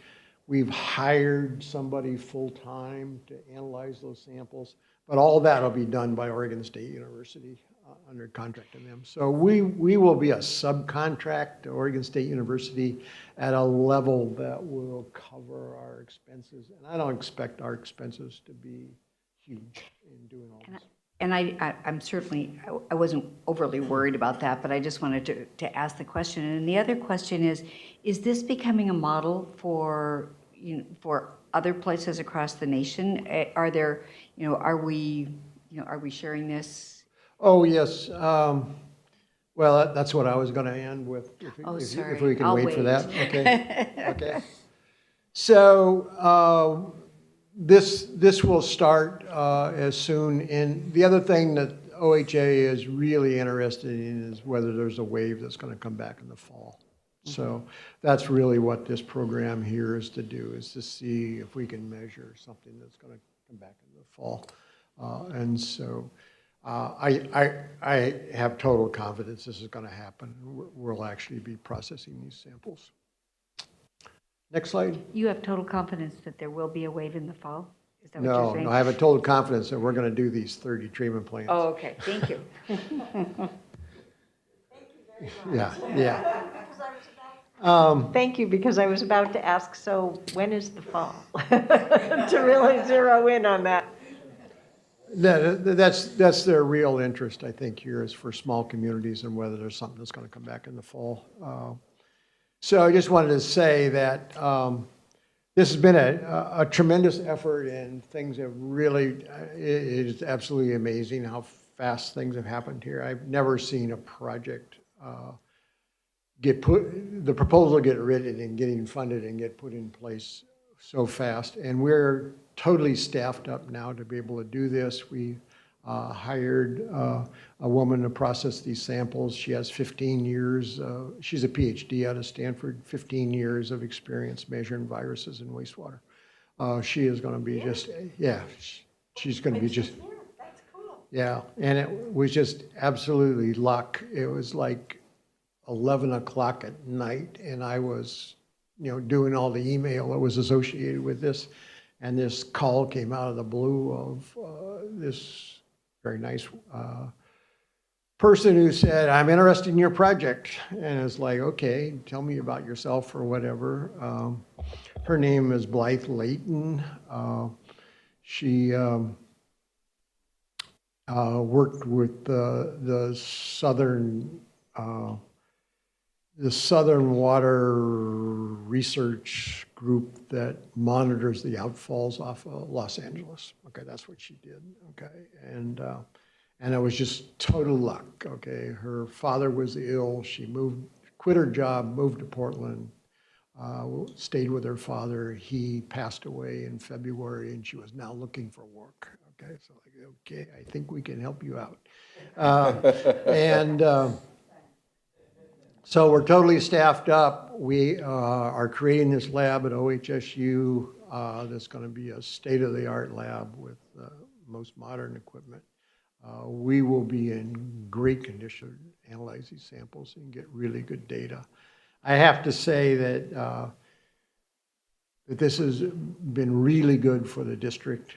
We are now known as maybe one of the 2 or 3 most advanced treatment utilities in the U.S. on this particular topic. And so we have given talks nationally, given talks at conferences. We gave a presentation to Congress to try to help inform them more about what the opportunities are here. It has just taken Clean Water Services and put us on the forefront of where everybody wants the utilities to be in this particular area. So I have to say, my first introduction to this thing was a call from Diane, who said, can we measure this in our wastewater? That was the question, okay? And it all started there, and this is where we are about, what, 3 months later from Diane's call. It's one of my, hey, Ken, crazy idea, 1001. 1001. Do you think we could measure it? And look what this team does with just that seed of inspiration. And that's what we did with the beer, you know. Do you think we can talk about public reuse of water through beer? And the team just creates these amazing things. So starts from a crazy idea. All great things did. So in 3 to 6 months, I can come back and I'll be able to show you some data for Washington County. Let's what we make found. sure that happens. Commissioners? I have one question, one thought. And you probably don't remember when telemetry happened. That was way back there, but that was perceived not to be something you could do, and it was invented. Put your really thinking cap on, and could we invent, with some money, some maybe angel money, a portable measuring device, which would be a mini lab in essence, that you could put in these lines. It would take samples, send back a signal as to the results, so that you could have long-term monitoring, not 2 or 3 times a day, not dependent upon any humans going out and doing it. Is it possible? I know you have all these labs, and you're going to tell me not with modern technology, but could we think big, have a dream, and say, could we have portable measuring devices inside lines that would send back signals, and we would have data in real time? Well, it's interesting you ask that. There's a lot of people working on that particular problem, and there's lots of things that they're beginning to identify that they can measure. Actually, the woman that we hired to work on this project, Blythe, when she was working in Southern California, they worked on a project for pathogens that way to measure it in seawater. And so since they were doing offshore sites, they were interested in this portable device that you could put seawater samples in, which give you some idea of pathogen contamination. And I don't know where that all went or whatever, but that was one of the things she talked about in her interview, was she'd actually worked on that. It was a fluorescence device. Would you do me a favor, follow up, because you guys are smart folks with a lab, and I think that would be a revolutionary device across not just us, but across the world. I do have to say that we've worked the last 2 years on measuring particular chemical constituents in our sewer shed. Okay, so these are devices that are measured continuously, and they now transmit the data to ABC, and we can see that online. We are probably more advanced in that particular area than I think any other utility in the United States. We have come light years on that. A lot due to the efforts of Scott Mansell and the digital solution team, including Ting Lu. And so we now can measure a number of different constituents in the wastewater. And we developed this to get at discharges from industry. So we were having problems in that of upsets at our wastewater plants because of spikes that were coming from industry.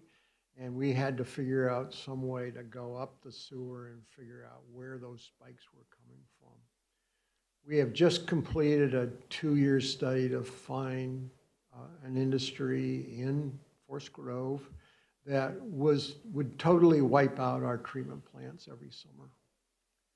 And we now know who that is. We have measured it, and we're now in the legal process of putting in orders such that they have to fix that problem. So we now have that ability to do that within our sewer shed. And that's largely been done in the last couple of years. So we're going to need to move on.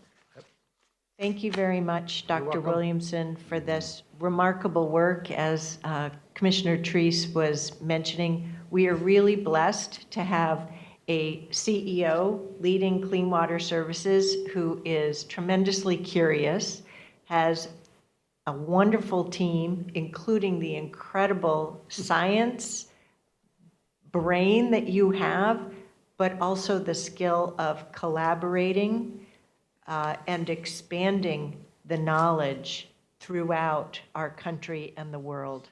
Thank you. We're incredibly grateful. And on behalf of all of the residents and ratepayers here in Washington County, thank you for the work that you do and that of your team. You're all welcome. We're glad to help. We'll look forward to learning more from you, and I'm really pleased at how you and our public health team have collaborated as well. So we'll segue right over to a COVID-19 update with our Director of Health and Human Services, Marnie Kyle. Welcome, Marnie.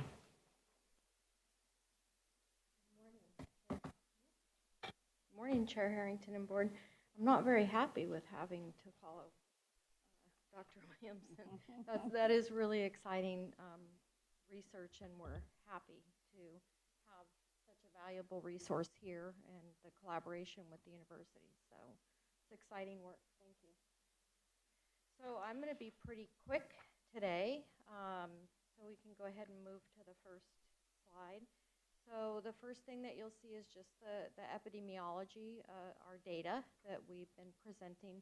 A couple of new points that we're sharing because I think that they're really important measures. So continue to give you the number of tests per day, but also looking at the percent of positive tests. So that number is 3.5% as of this last week, which is a little bit higher. So I think it's going to be a really important number.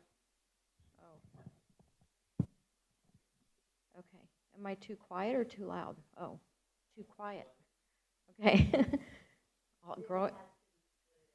Growing up, I was told I was part of the loudmouth story family, so I think I've been practicing to be quiet.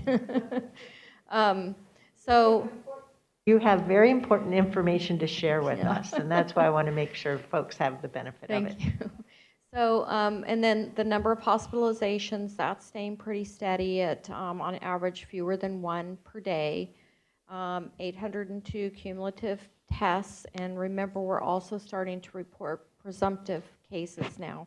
Presumptive case is a case that was, or is a person who was exposed to a lab-confirmed case who has symptoms. So they don't necessarily have a positive test yet.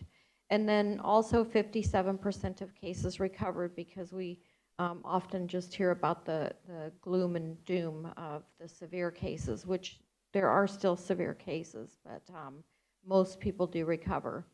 So you'll see deaths, long-term care outbreaks, and then the non-long-term care center outbreaks. And as a reminder, Oregon Health Authority is now reporting the non-long-term care outbreaks that have employers who have 5 or more cases. Could I ask a question about your data here just for a moment. So 50% of the cases have recovered. Does that mean that the remaining percentage has not yet recovered? Right, so They're still hospitalized, there's 19 deaths. Uh-huh. And the remainder, so it's an estimate because we do try to get data on who's released from the hospital and who's recovered. So that's just an estimate, though, that we know that 57%. So yes, some are hospitalized. So the number of hospitalizations, when we say one on average per day, that is a new hospitalization per day. And the reason I'm bringing it up is I'm just clarifying because it could look like 43% what happened to all didn't recover. Yes, Right. that's why I'm Right, just asking the question. and approximately 43% they could be still recovering. That's Yes. why I'm clarifying that. Yes, thanks. Just one other follow-up on the recovered people. Is there some effort someplace to study those people going forward for the next number of months, the next couple of years, to see, are they really fully recovered? Are there some long-term consequences of chronic illnesses or other problems that continue on? So we're not directly involved in that type of research, but there is that type of research happening nationally that's looking at over time what are the impacts of the COVID infection. Yes. We'll move on to the next slide, please. So moving right into, we're in phase 1. Everybody's anxious to know, are we going to move into phase 2?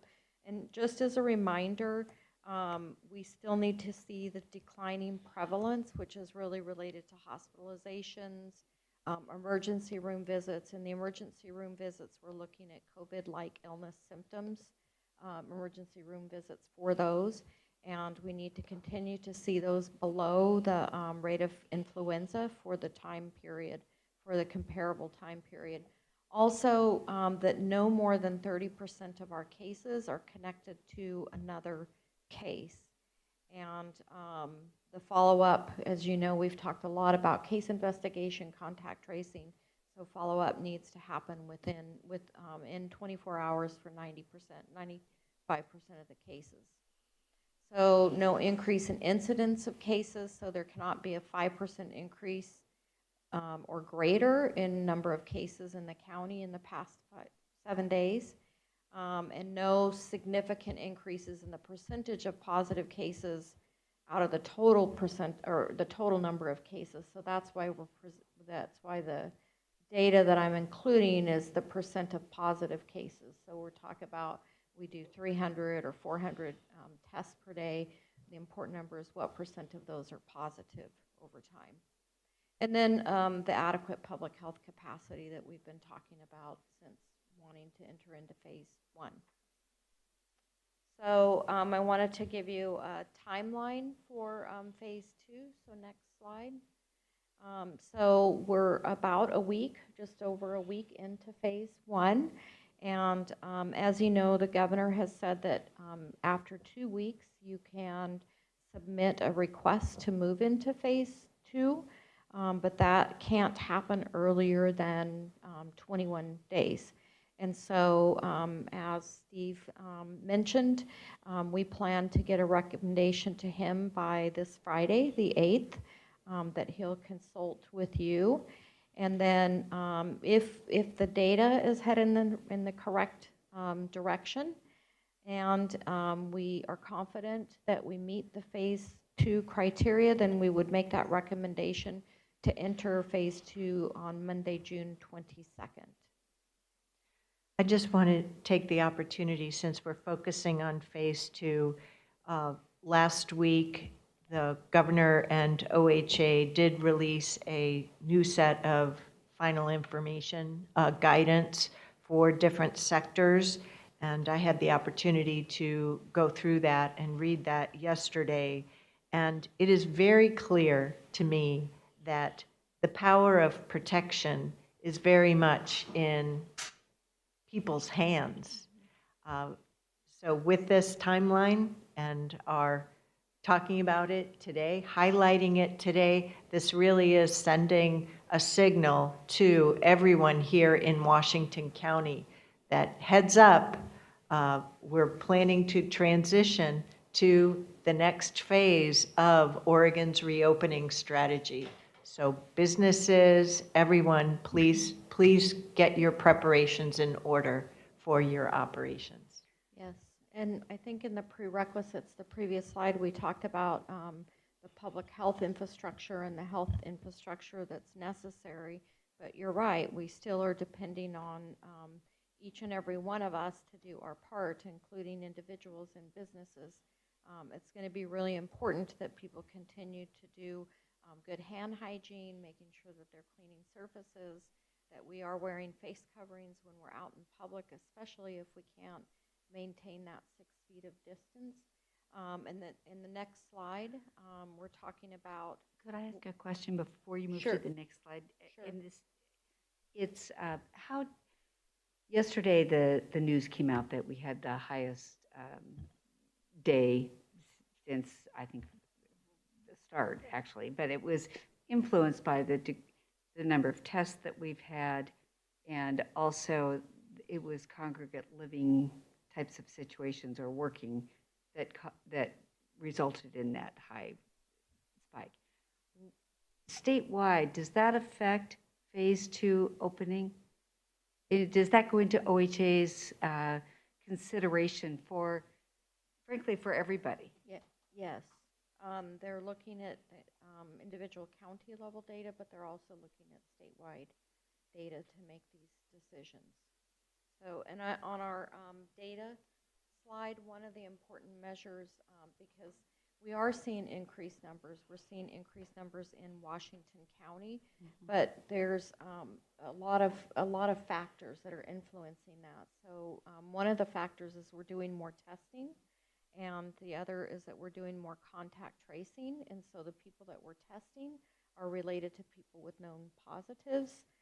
And we're also doing more testing in congregate settings or in outbreak settings.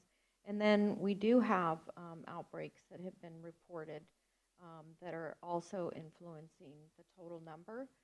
So in addition to the number of positives, we have to look at how are they related to other positives in that community. And so that's where we want to be. We want fewer than 30% of our new cases to be unrelated to other cases. So that was that's one of the numbers that we reported and that we're watching carefully. Does that help?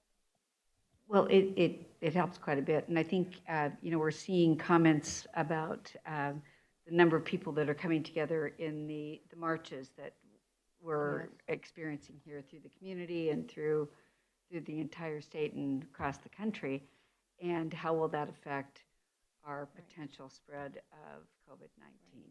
So just I think that everybody's antenna are very high in relationship to what is the progress of this pandemic. Yes, and we don't know the impact of the marches.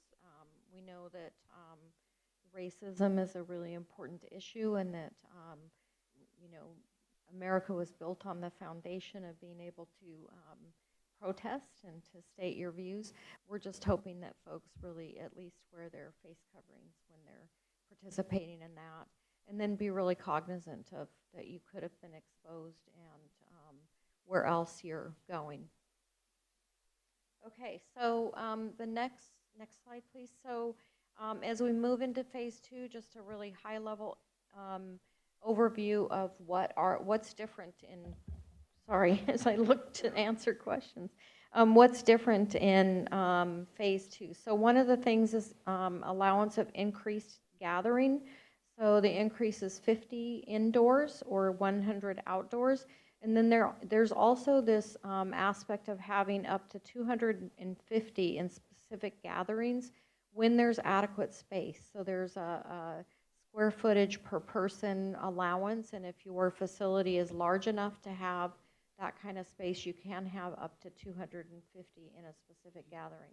Can I ask you just a quick question? When you have 50 indoor, you have a restaurant, does that mean you can only have 50 in the whole restaurant? So So it depends on the size of the restaurant because of this third bullet of up to 250, depending on the square footage. But what the restaurants do have to do is to ensure that there's at least, the easiest way to describe it is 6 foot of distance between parties. But if they can do that, then the 50 doesn't apply. Yes. Okay. Yes. All right. Thank you. And so the other thing that I would say about this from the previous conversation is just because you can have gatherings of 50 or 100 or 250 doesn't mean you should run out and try to find a large gathering and be a part of it. We still are encouraging people, if you can avoid large crowds, then you should do that. The others is pools and aquatic venues are going to be able to open, and I put that one specifically because, interestingly, that's one of the questions that we get the most is when can pools open? So phase 2.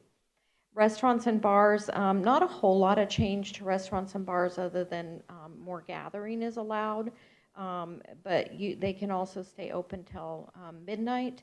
And then there's sports practices will be able to take place as long as they can maintain the physical distancing. And then also movies, theaters, and churches will be able to begin having gatherings. Again, there's all of the physical distancing requirements, the encouragement to wear face coverings, cleaning, all of that is required as well. And that is all I have other than availability to answer any questions. Commissioner Treese?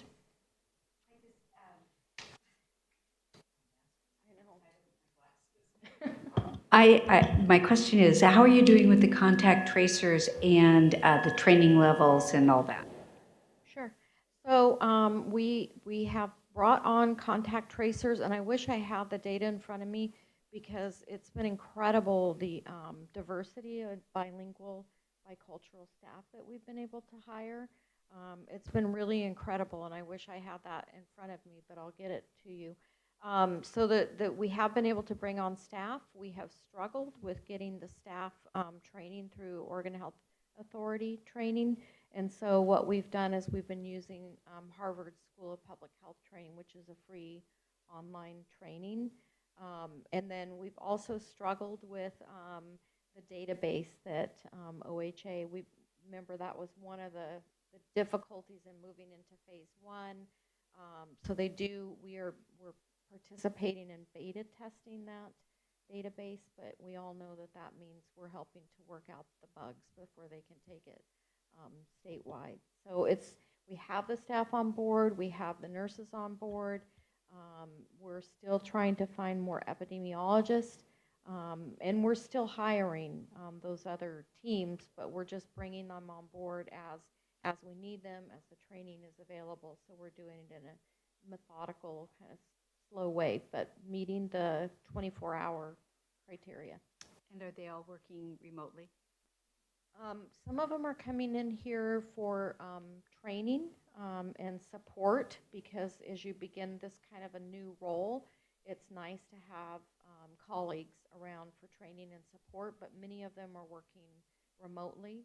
And right now, because so many of our staff are telecommuting, we're really able to maintain the physical distancing. People are off in cubes by themselves and in the rooms in that hallway right past Cappuccino Corner.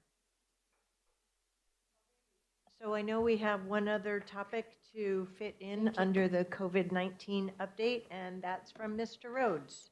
Oh, Madam Chair, before we go to that, Okay. I just want to point out on Facebook, our media campaign is starting. I don't know whether anybody else has seen it, but you saw the sheet of how we were going to do that. But today was the first day when I opened my Facebook, I had that from Washington County.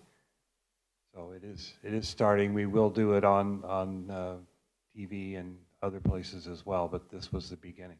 Yep, we wanted to get a public information campaign out there. Yes. So the next item, you had some coronavirus work group information that was sent to the board on Monday that outlines, the board approved a framework, and the information that was sent to the board yesterday outlines the follow-up responsibility from different staff members here in the county. The business assistance work group is doing, has kicked off their work.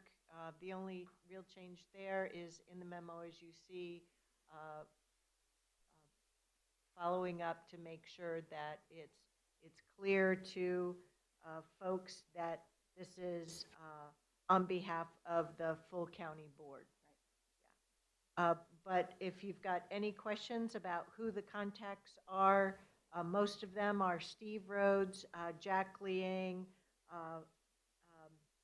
Marnie Kyle, and Comey Kalavar, as well as Jenny Proctor for most of these things. So the document outlines all of that. It says draft. Will it be changing? There are no plans to change it, but if there was some explanation that would benefit your further understanding, that's why we left it open. Okay, I just was curious. Yep. Anything else? No, I think you covered it very well. The hard part is to get all of this moving. I'm particularly interested in making sure that the cities and our service districts know not only that it's time for them to enumerate their costs from the initial aggressive response, but through the end of the year, because I want to make sure that they are able to get the bathrooms in all of their parks open. And this funding can take care of the cost of their doing so. Because a lot of folks need the opportunity of getting outside, close to nature, recreating, being with their family, and making sure that we have those restroom facilities is very important. We've all caught up on toilet paper now. We shouldn't have any trouble with the vandalizing of public bathrooms in order to get toilet paper. Well, and we've been in contact with the city's special districts and asked them to start putting their numbers together, but we're not asking them to be submitted yet because we want to get a form that will help us ensure that we've got compliance with the requirements. So we are doing that. And Clean Water Services is actually handling the utility assistance that's been talked about. So they're working on with all of the utility billers to compile that information as well. And have a good, efficient system. That's great. Thank you. All right, we'll move on to the next topic then, the Regional Transportation Funding Measure update. And before we dive into the funding measure, staff sent an email yesterday with a letter, and they're asking for thumbs up so that we can be added as a signator to this letter to Congress in support of the Investment Act. So if you've already seen it in your email, great. If not, there is a hard copy being circulated right here. Thank you, Madam Chair. Yeah, our initial read of the Draft Act as it stands is that it does support a lot of our, I think, local and regional priorities. And in addition to this letter, which is meant to be a pretty high-level sign-on or show of support from elected officials primarily, there's also a staff memo that's being drafted that will be circulated around the region to incorporate more specific comments and suggestions as well. And this is moving pretty quickly. The act just was published, I believe, last week and goes to committee hearing on June 17th, so moving quickly. Great. All right. Thank you all. Good. Thanks. Okay. Well, I'm Stephen Roberts, Director of Land Use and Transportation. I have Chris Steffenbach, our Senior Policy Analyst, with me. We're here today to give you just another update on Get Moving 2020 and what our next steps look like as we move toward potential Metro Council referral of the measure in July. So 2 big topics that are coming up that are really the focus of our discussion today. We have a draft letter of commitment that we are going to be asking your board to endorse on June 23rd. So we wanted to sort of walk you through the basic structure of that and some of the provisions in it, answer any questions that you have. And then, of course, after that, Metro Council will continue its process of refining the measure, developing ballot language, and then the council's expected action date is July 16th. So with that, I'm going to just ask Chris to go ahead and walk us through the presentation. Okay, thank you, Board Chair and Commission. Oh, yeah, right. Okay, thank you. So you can move to the next slide. So thank you. So what we're going to cover today is an overview of the letter of commitment, and that'll be included in the package. And the purpose of the letter is to express Washington County's intent to deliver the projects that have our name on them, listed as a project delivery agency in the measure, and also commit to working with Metro to enter into IGA, intergovernmental agreements, after the measure passes, and follow the process procedures for expenditures that are yet to be developed by the Metro Council. They're still working on that, as well as the oversight process, which they're still working on, and a commitment to foster public engagement, which of course we would do. So the letter of commitment will have 2 different things in it. It'll have a list of, as attachments, a list of the project descriptions for which the county is the lead or partner in delivering. And then in addition, a special memorandum of understanding for the TV highway projects, because it's a complex project and the partners recognize we need to hang together and do more work as that moves forward. So it's our intent to continue to work on TV highway. Could I Yes. just ask for a clarification, because the name TV Highway with the project has over the years applied to certain segments of it. Yeah. So for this purpose, what is the maximum extent of the project? So within the, yeah, I'll go through it. It's included in here. So, okay, so we can go to the next slide. So the first thing that Washington County would take the lead on is the planning for the 217 corridor. And this is the project that you as a board nominated for addition. It's being included in the proposed project list. And it includes 7 miles from all the way from 217 from 26 to I-5, and it includes the adjacent parallel arterials. There's been $2 million proposed for this in current dollars, and the expenditure plan includes proposing for this work to occur in 2026 to 2027. So that's one that Washington County would step up and lead with our partners. The next slide, Highway 217 design. This is really some funds for project development for the projects that emerge from the planning phase. But it specifically calls out the potential to include funding for the actual ramps on TV highway itself, as well as other active transportation projects. So it's really a step forward towards implementing what comes out of the planning phase. And again, this is another request from the board that is now being included in the project package. There's $10 million that's been allocated to it, and the time in the expenditure plan is for 2028 to 29. And this is something that county would work on with ODOT, as it's an ODOT facility. And of course, we involve our partners, particularly Beaverton, who has some of the jurisdiction of some of those roads. Okay, the next one is one that's been part of the project since the beginning, is the 185th Avenue enhanced crossings. And this builds on the work, would be delivered by Washington County. It builds on the design work that the county has already completed in identifying locations for crossing, and then some.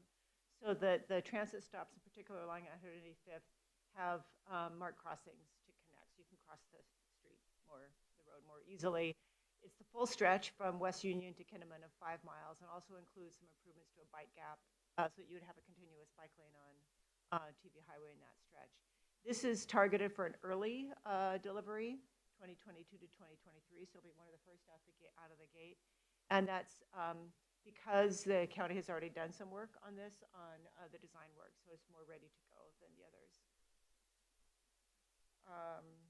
Next slide. The next one is complete street. What this would do would be to complete the 3-lane section of 185th with the widening on the stretch, almost a mile, 0.7 miles between Kinnaman and Farmington Road, to include the elements of a complete street with crossings, lighting, bike and stormwater improvements,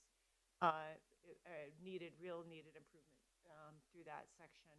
And again, this would include design and construction. It's targeted for 2024 to 2027 and to be delivered by Washington County.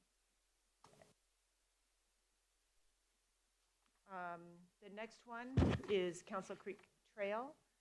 This is that regional trail connecting Hillsborough, Cornelius, and Forest Grove, 5.5 miles.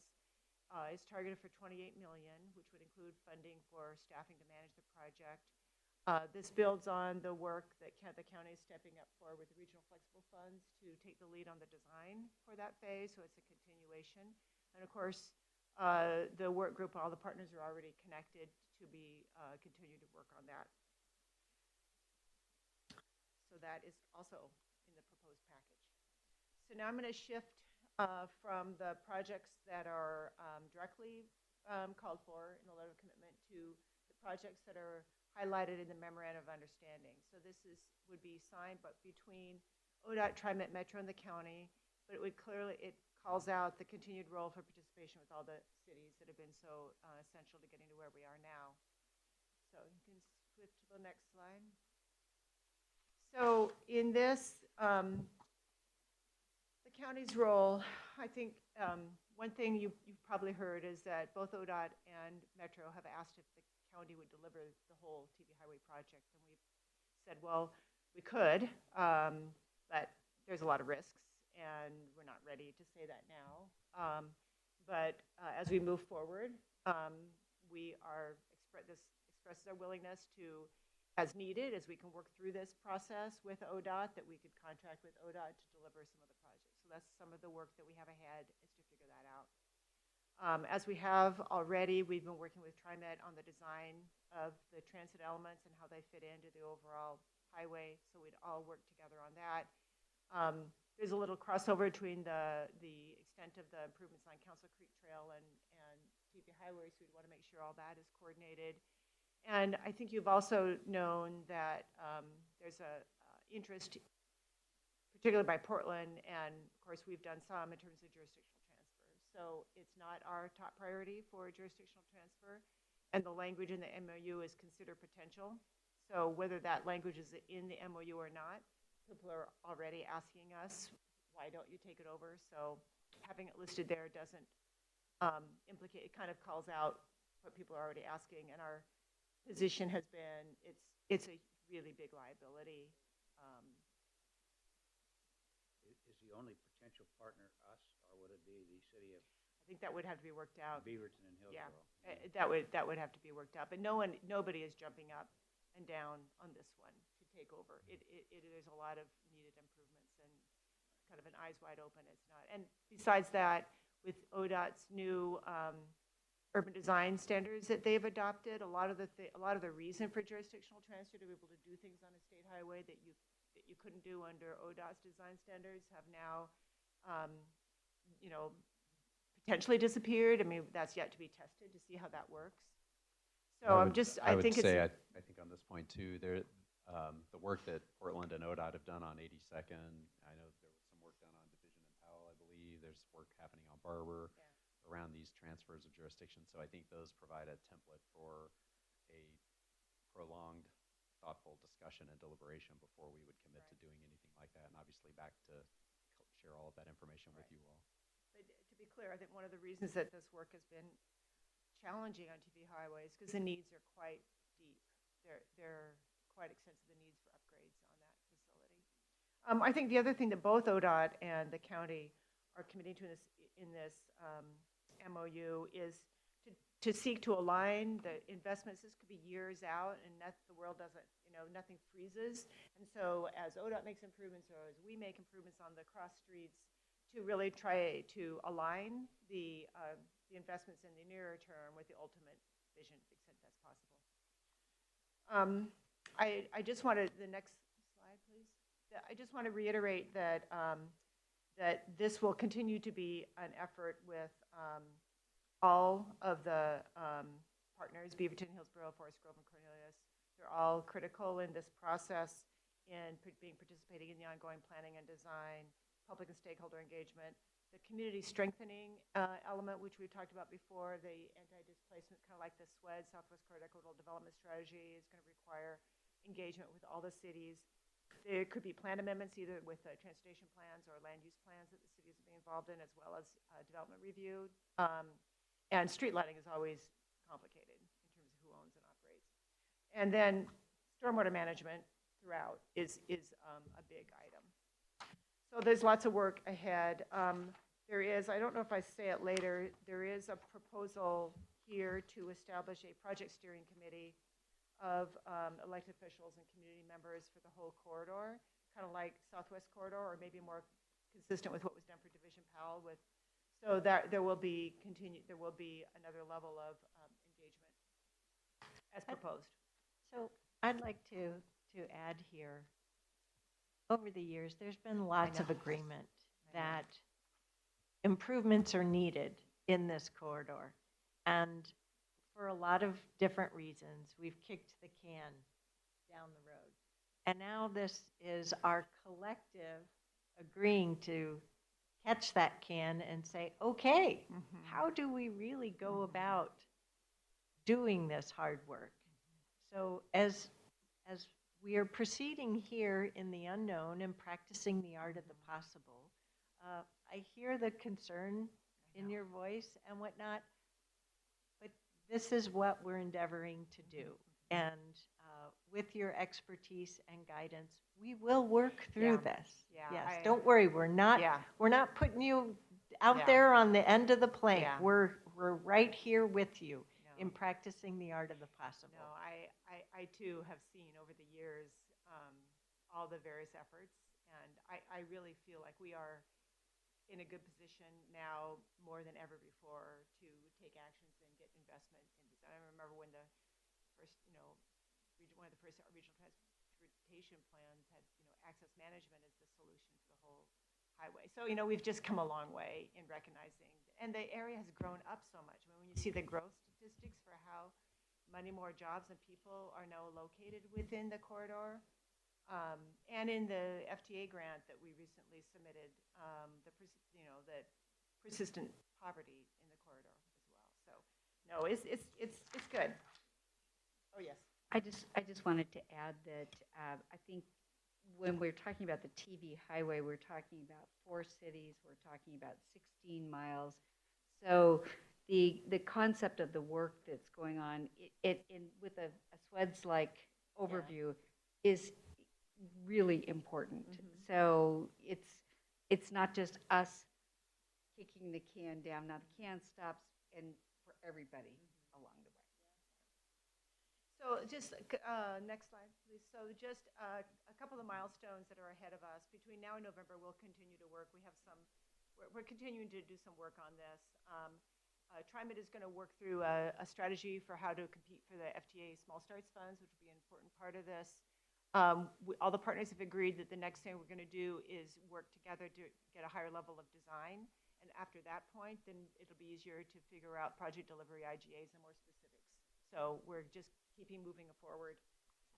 So now I'm just going to quickly refresh on the elements of what is included in the TV highway. I think you're pretty familiar with this. I keep looking over behind you for this, move the slide. So this, you've seen this before. The TV highway safety, multimodal elements, all the crossings, lighting, and so forth. This is the 16-mile section. I think one thing that you may not realize is that there is still a wide range of funding on the table for Metro Council consideration, and it ranges from a low of $309 million of one scenario to a $335 million to the $524 million element. So that'll be part of the decision that Metro Council is going to make as to where to lodge in there. And we won't know that before the letter of commitment is being signed. So there's just, we'll, you know. Is there anything more that we need to do to try and make sure that we're getting the maximum funding extent in order to practice the art of the possible? Yeah, I would say if the board was interested in providing some letters and feedback, perhaps to the Metro Council, that can only help the case. Yeah. I think I all the looked at partners the are committed detailed to moving schedule this last forward night, as aggressively as we can. Yeah. So, Okay. The first week in July is a proposal for hearings or open house comments, and that would be an opportune time to submit comments like that. And I would strongly encourage that as well. Yep, we'll have to do that actively. So the next slide, please. So Canyon Slope West, this is where it goes beyond 16 miles, picks up another almost 3 miles. This is the area that really, honestly, no one has spent too much time planning. It's the stuff, the area east of 217 up to Sylvan. And so you can see there's a wide range here. There's, for 10 million, there's some crossing improvements included. For 89 million, it's continuous bike lanes and stormwater and sort of rebuilding the road. So that's another option that's on the table for Metro Council to decide where to weigh in on that. Next slide, please. So then the TV Highway Enhanced Transit, this is a really focusing on speed and reliability, would be subject to some small starts funding to get better boarding, better electric vehicles, and better amenities throughout, really improving the transit experience and speed. And this is going to take a while, 22 to 2029. And Metro would lead the planning phase like they do for small FTA projects, and then TriMet would move in. So the last one. If I could just add an anecdotal comment here. Where my husband and I currently live is on the TriMet bus line that uses almost exclusively the electric bus. And I no longer hear the bus going by. But I know it's going by. I see it. Yeah. I don't hear it. I hadn't thought of that benefit. Yeah. Yeah. So the next project is one that has been there since the beginning of the task force, but it's really never got too much attention. It is a long-term planning led by Metro for the final years, 27, 28 of the horizon, and it includes looking longer term at another way to get in from this area into downtown Portland, coming from TV Highway on BH Highway, and then using the transitway that would be built as part of the Southwest Corridor. So it's a placeholder to recognize that there is future improvements that can be needed that are targeted, and it's a placeholder for that future planning. Okay, so after November, we'd be asked to enter into IGAs for these projects, and the IGAs would include standard conditions, budget, scope, schedule, payment, invoicing. There's Metro's proposing to use Regional Flexible Fund process that they use, which works for smaller fund projects like 2 million, 1 million. But for a 25 million or bigger project, we may want a different and not have it be reimbursed. So we don't carry that cash flow. So those are some of the discussions that we're going to want to have. And then, of course, reporting requirements. Those are standard elements. Other elements that Metro is still, next slide, that Metro is still considering are additional conditions to put into the IGA having to do with public engagement, design guidelines, contracting, DBE and contracting requirements, and then workforce equity. And Stephen and I participated. Do you want to talk about that? Yeah, and I was going to say, I think some of these elements may even find their way into the measure language itself, in addition to the agreements. And so, yeah, we participated yesterday in a workforce equity conversation with partners from around the region. Really informative conversation, and I think it highlights that we, as a county, have a lot of work to do just on equity generally, but obviously in our contracting, and so there's going to be quite a bit of work, I think, for us to do that. But the great news, I was very encouraged by everybody's willingness to share their practices, what's been working, what hasn't worked. PBOT, I thought, was very forthcoming with some of the challenges that come around with implementing these programs, but it's the right thing to do, and you just figure out how to work through the challenges. And has incredible value for the very community that, whose money you're investing to make the community better. Yeah, it's really incredible. Yeah, I was very encouraged from the conversation yesterday. So this has been a big question mark for us. But Yeah. So more to come on this. And then finally, almost finally, there's measures in the process of setting fund management oversight process that also will be developed after the letter of commitment is submitted. But fundamentally, there'll be a process to seek major amendments, changes to scope, budget, and then administrative process for change. So there's a process to deal with change because this is going out a long ways. I just want to say that, so that's it for what you'll be seeing in your packet for the letter of commitment, the project descriptions, the MOU, and those projects. I just want to highlight that when the measure passes, there will be other roles the county will be involved in. We will be, I mentioned the project steering committee, there'll be more committees for you to participate in, I'm sure.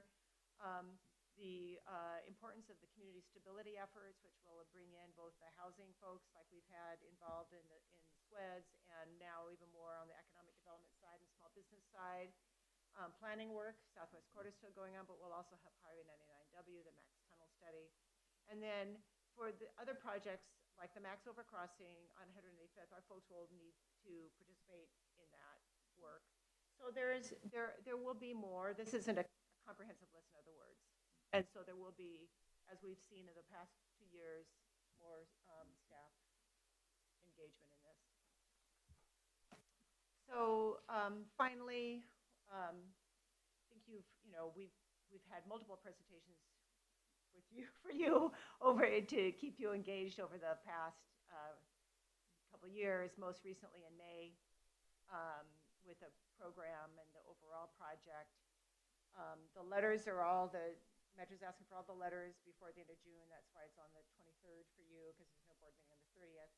Then Metro Council will act at the end of June and early July to put the final package together with the numbers in there. And also, we've been getting some update on the critical effort, challenging effort of writing a ballot measure title and all that stuff that they still need to work on. They're working hard on that. There will be an open comment period, and they're targeting July 16th for the referral date.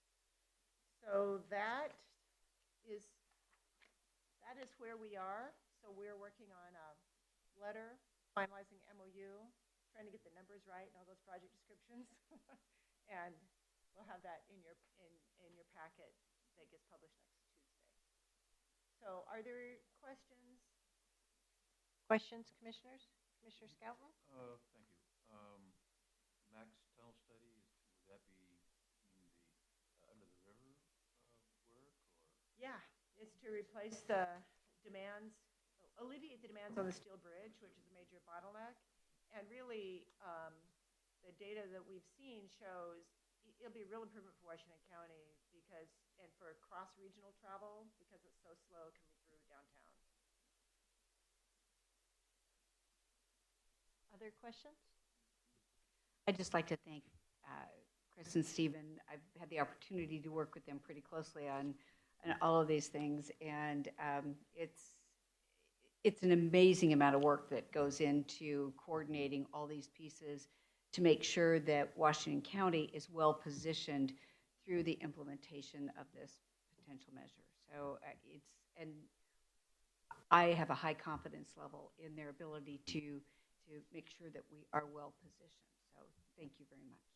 Yep, we just need to plan out now how we as a board apply our political capital in the sprint to the finish line to the referral. And then there will be another race going from the referral to the actual passage of the ballot. Yep. And there's been some preliminary public opinion research that looks pretty good for support for the measure too. So that's encouraging as we move on into November. Great. Okay. So thank you very much. Thank Good you. work. Thank you all. Thank you. Thank you. All righty. We have just one more agenda topic for today. I would like to intro this as Aaron Calvert and Jack Leong come up to the table. So over the course of the last few weeks, we've seen some incredible incidents in our community across the nation. After we went through our budget committee process, I was very mindful of the fact that our sheriff's department had body-worn cameras for only 16% of the deputies in our community. So that's about 32 of the 204 members that make up our patrol. So I asked staff what it would take to accelerate the program such that body-worn cameras are provided for the benefit of our community and our officers. So they've done that work, and I want to thank Aaron in working with the Sheriff's Patrol deputies to put together this proposal for us to consider and potentially embrace. Thank you, Chair Harrington. Good morning. Good morning, Commissioners. As you mentioned upon your inquiry, we did begin to work with the Sheriff's Office and the Finance Department to understand and provide more details on the body-worn camera program. As such, I'm joining Sheriff Garrett here today and Jack Liang to talk to you about the details and the possibilities of funding the package if you so choose. As Chair Harrington mentioned, the Sheriff's Office currently utilizes body-worn cameras with 30 of their deputies as part of a pilot program. And as also mentioned, this accounts for about 16% of the patrol deputies. There are 204 patrol FTE, which breaks down to 183 patrol deputies, 16 corporals, and 5 civil deputies. Full deployment of the body-worn camera program would include costs to support the hardware and the software for each deputy. It would support the hardware and software for the installation in the vehicles. The IT support with unlimited data storage, and then the uniform shirts that are needed for the equipment. And additionally, I learned that the cameras need to be refreshed or replaced every 3 years, and that's included in this amount as well. The cost for full deployment is $1,372,230, which can be made in 5 equal annual payments of $274,446. If your board wants to fund this initiative, the County Administrative Office and Support Services Finance Division could include an additional appropriation in the amount to the fiscal year budget prior to adoption, in the amount of $274,446 for this next fiscal year, 2020-2021, as an adjustment to the fiscal year budget prior to adoption. This appropriation will be allocated from the general fund contingency to ensure there is availability of funds. And then moving forward, the County Administrative Office would work closely with the Sheriff's Office to try to identify some additional funding sources to assist in doing that. So maybe at the end of the day, we wouldn't take that much out of the contingency, but we'd want to guarantee that that is there for the full 5-year payment. I'm happy to answer any questions. I know Sheriff Garrett is here as well to talk with the board if there's questions. I'm happy to move that if needed. Is this informational, or are you asking for action today? I was asked to provide this information for the board to see if it was something that the board wanted to give further direction on. Yeah, so budget-wise, we'll be taking our final budget action next Tuesday, the 16th. So this is looking for direction to see if a majority of the commissioners want thumbs up on this, and then it would be included as part of the package for next Tuesday's final budget adoption. How much money is in the contingency fund right now?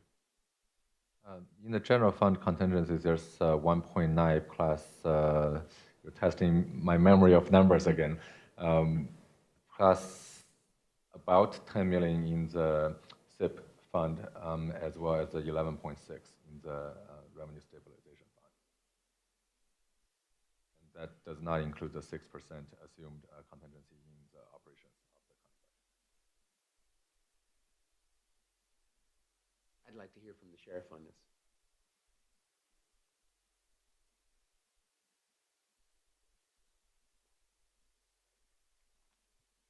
Good morning, Chair. Good morning, Commissioners. Thank you for the invitation, and also for being open to supporting what I described as continuing to deploy these cameras among our patrol deputies when we met to discuss my budget request on May 12th. I'll just take 2 minutes to talk a bit about the objectives of the program and some of the features of the program. It's the most important policing transparency development in my 30 years. I think it will help promote safety of deputies and community members because our experience and the experience of our partner agencies who are deploying body-worn cameras report that in many cases, notifying everyone in an interaction that the interaction is being audio and video recorded tends to calm things down. It also provides visual and audio recordings, as you might imagine, to supplement a deputy's report in an interaction or an investigation.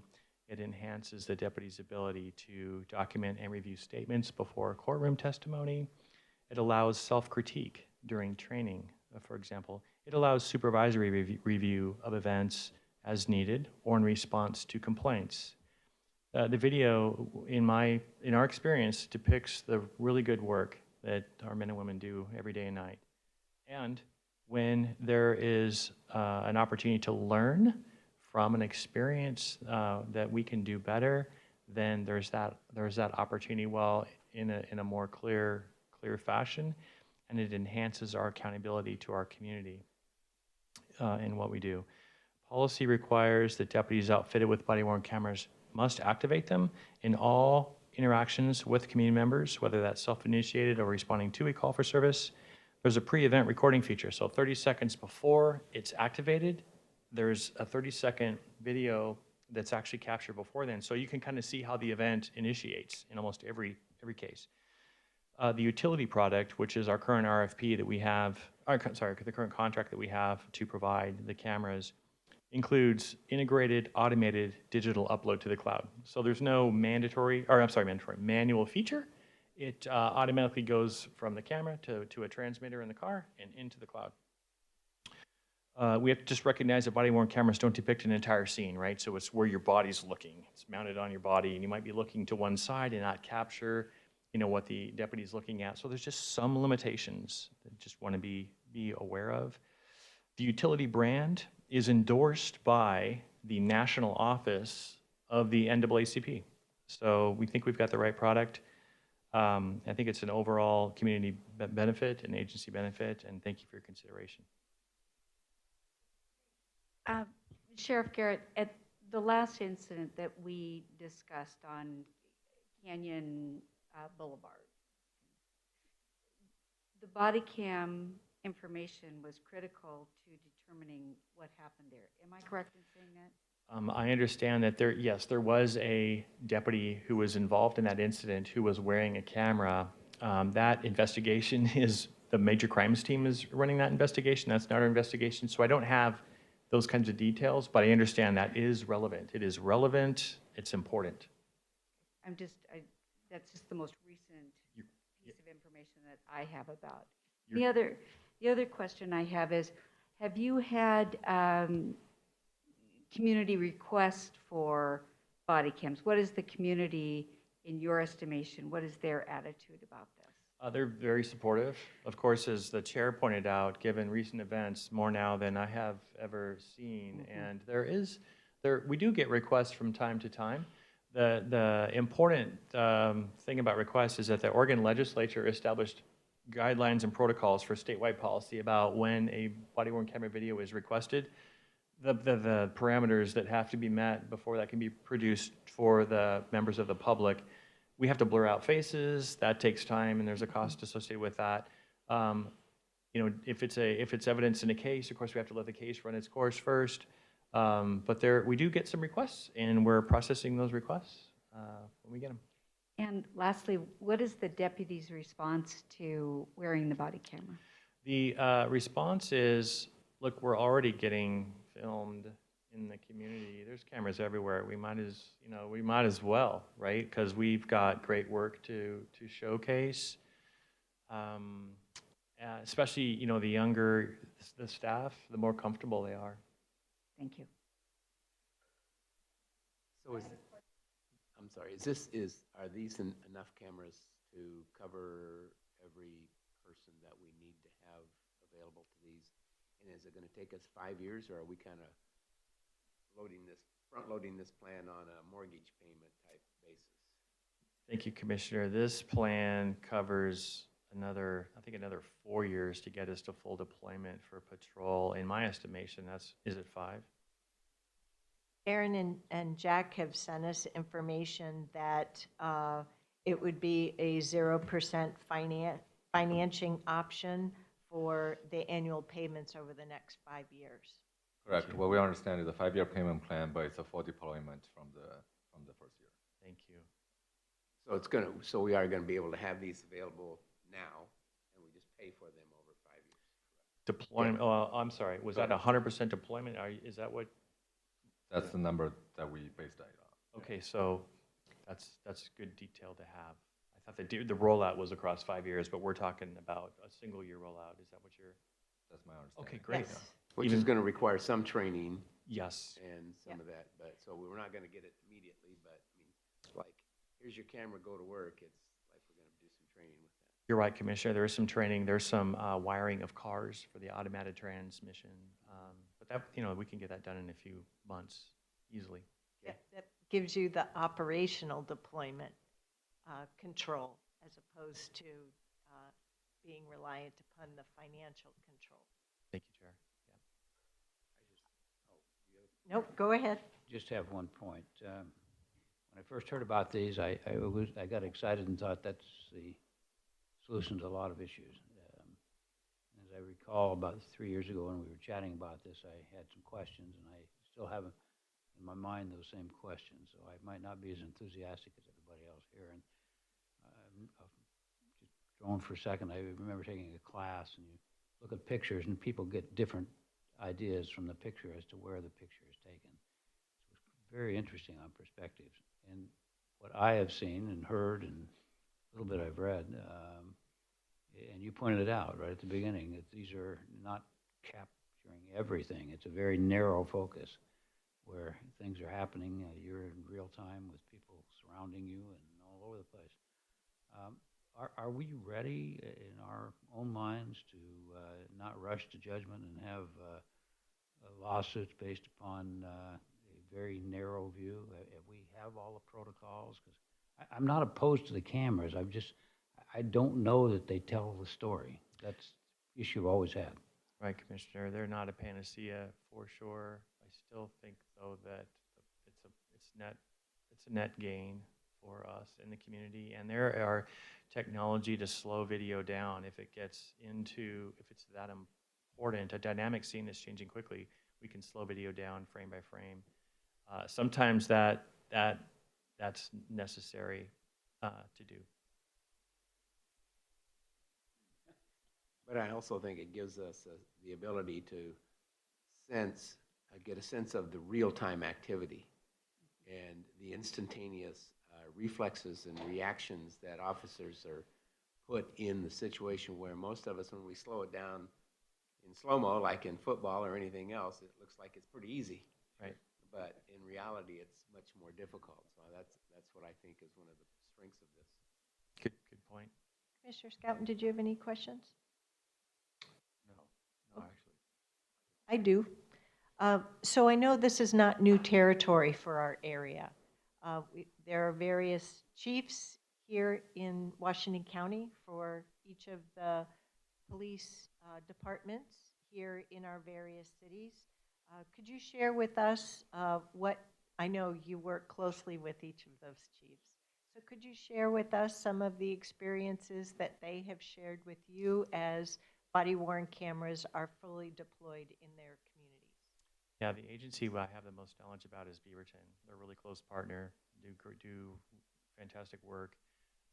Their points, the top 2 or 3, it's the back door work to manage the evidence, the video is significant. And we have over twice the officers that they have, so that's just significant work. The second point is it helps with complaints. People call up and complain, and if there's a video of the actual interaction, 9 times out of 10, it's some very significant, it benefits the agency to be able to have that, have the audio and video of the interaction that helps establish, what took place. And then there's some additional time if you're reviewing video before you're going to testify in a criminal case. That just takes a little more prep work. But in the end, the quality of the testimony and the evidence is more rich and comprehensive. Any other questions, commissioners? Just one quick one. I'm assuming that, we always think of violent crime scenes and all of that, but these cameras are also used for issuing tickets, pulling potential DUIs over, those kinds of things. So they're going to be activated on in almost every interaction with the public. That's what I would guess. You're right, Commissioner. When I was doing police work, I audio recorded my DUI investigations, and I thinking back, having the video and audio would be helpful. And am I correct in hearing you that just the fact that the deputy's wearing a body cam helps to de-escalate the situation at the point of interaction? Is that correct? In some to many cases, yes. That's the feedback that I'm getting. Any nexus between COVID and having cameras so you can stay 6 feet away? Look at federal funding? I can't make that leap there, Commissioner. So this is the critical point, folks.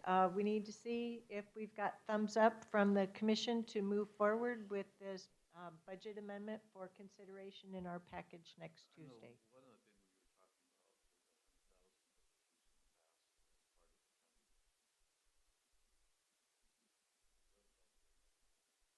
100,000 that was used in the past. What's that?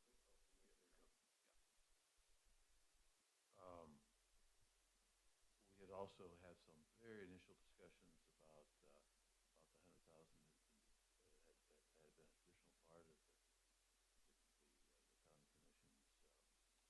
for nonprofits in Washington County. We were going to have some discussion about that. We're very close to that 15%.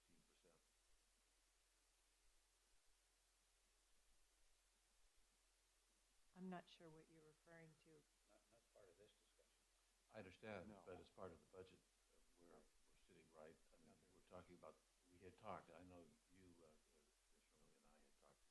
I had talked in passing about some commitments that some of us have made to some of the nonprofits with respect to that. And as close as we are to 15%, I just wanted us to be mindful of that piece, because that's something I was kind of asking about. That was the Intel money on gain share that we have. Mm-hmm. It's been part of the general funding for the last 2 or 3 years, not this point, but this program has run for some 10 years or something. Oh, are you referring to the $2 million board opportunity fund? No, I'm talking about the 100,000. The $20,000 per commission. Yeah, for that's in the nonprofits. budget. That's in the proposed budget. I'm not sure. That's Was in the it? proposed budget, yes. The last time that I had spoken to see that it was not, but okay. That's It's great. in the proposed budget. We I heard confirmed you that. the third time. Thank you. She's That's saying great yes. news. Thank you. Okay, that's fantastic. I had thought that it was not. Okay. Sheriff, So back to this topic. I'm with you as long as you coordinate with the council, making certain that we are covered. Yes, Commissioner. That was always been my issue. And I'm very positive on this, but I also think we should be tying this to community communication about the changes as well. Thank you, Commissioner. Terrific idea. Great. Anyone else want to give a thumbs up? I'm good. Yeah, we're good. I'm good. Okay. Thank you. Great. Thank you. And that's it for, Okay, we're sure this is, the 100,000 is in, okay? 'Cause we confirmed in a budget committee that it was in the proposed budget. I think and Dick, if you and I's conversation was because it wasn't initially in there, and then we advocated to be put in there, and then it was put in there. So I think we're good on that. Are there any other topics for today? Okay, without further ado then, today's work session is hereby adjourned.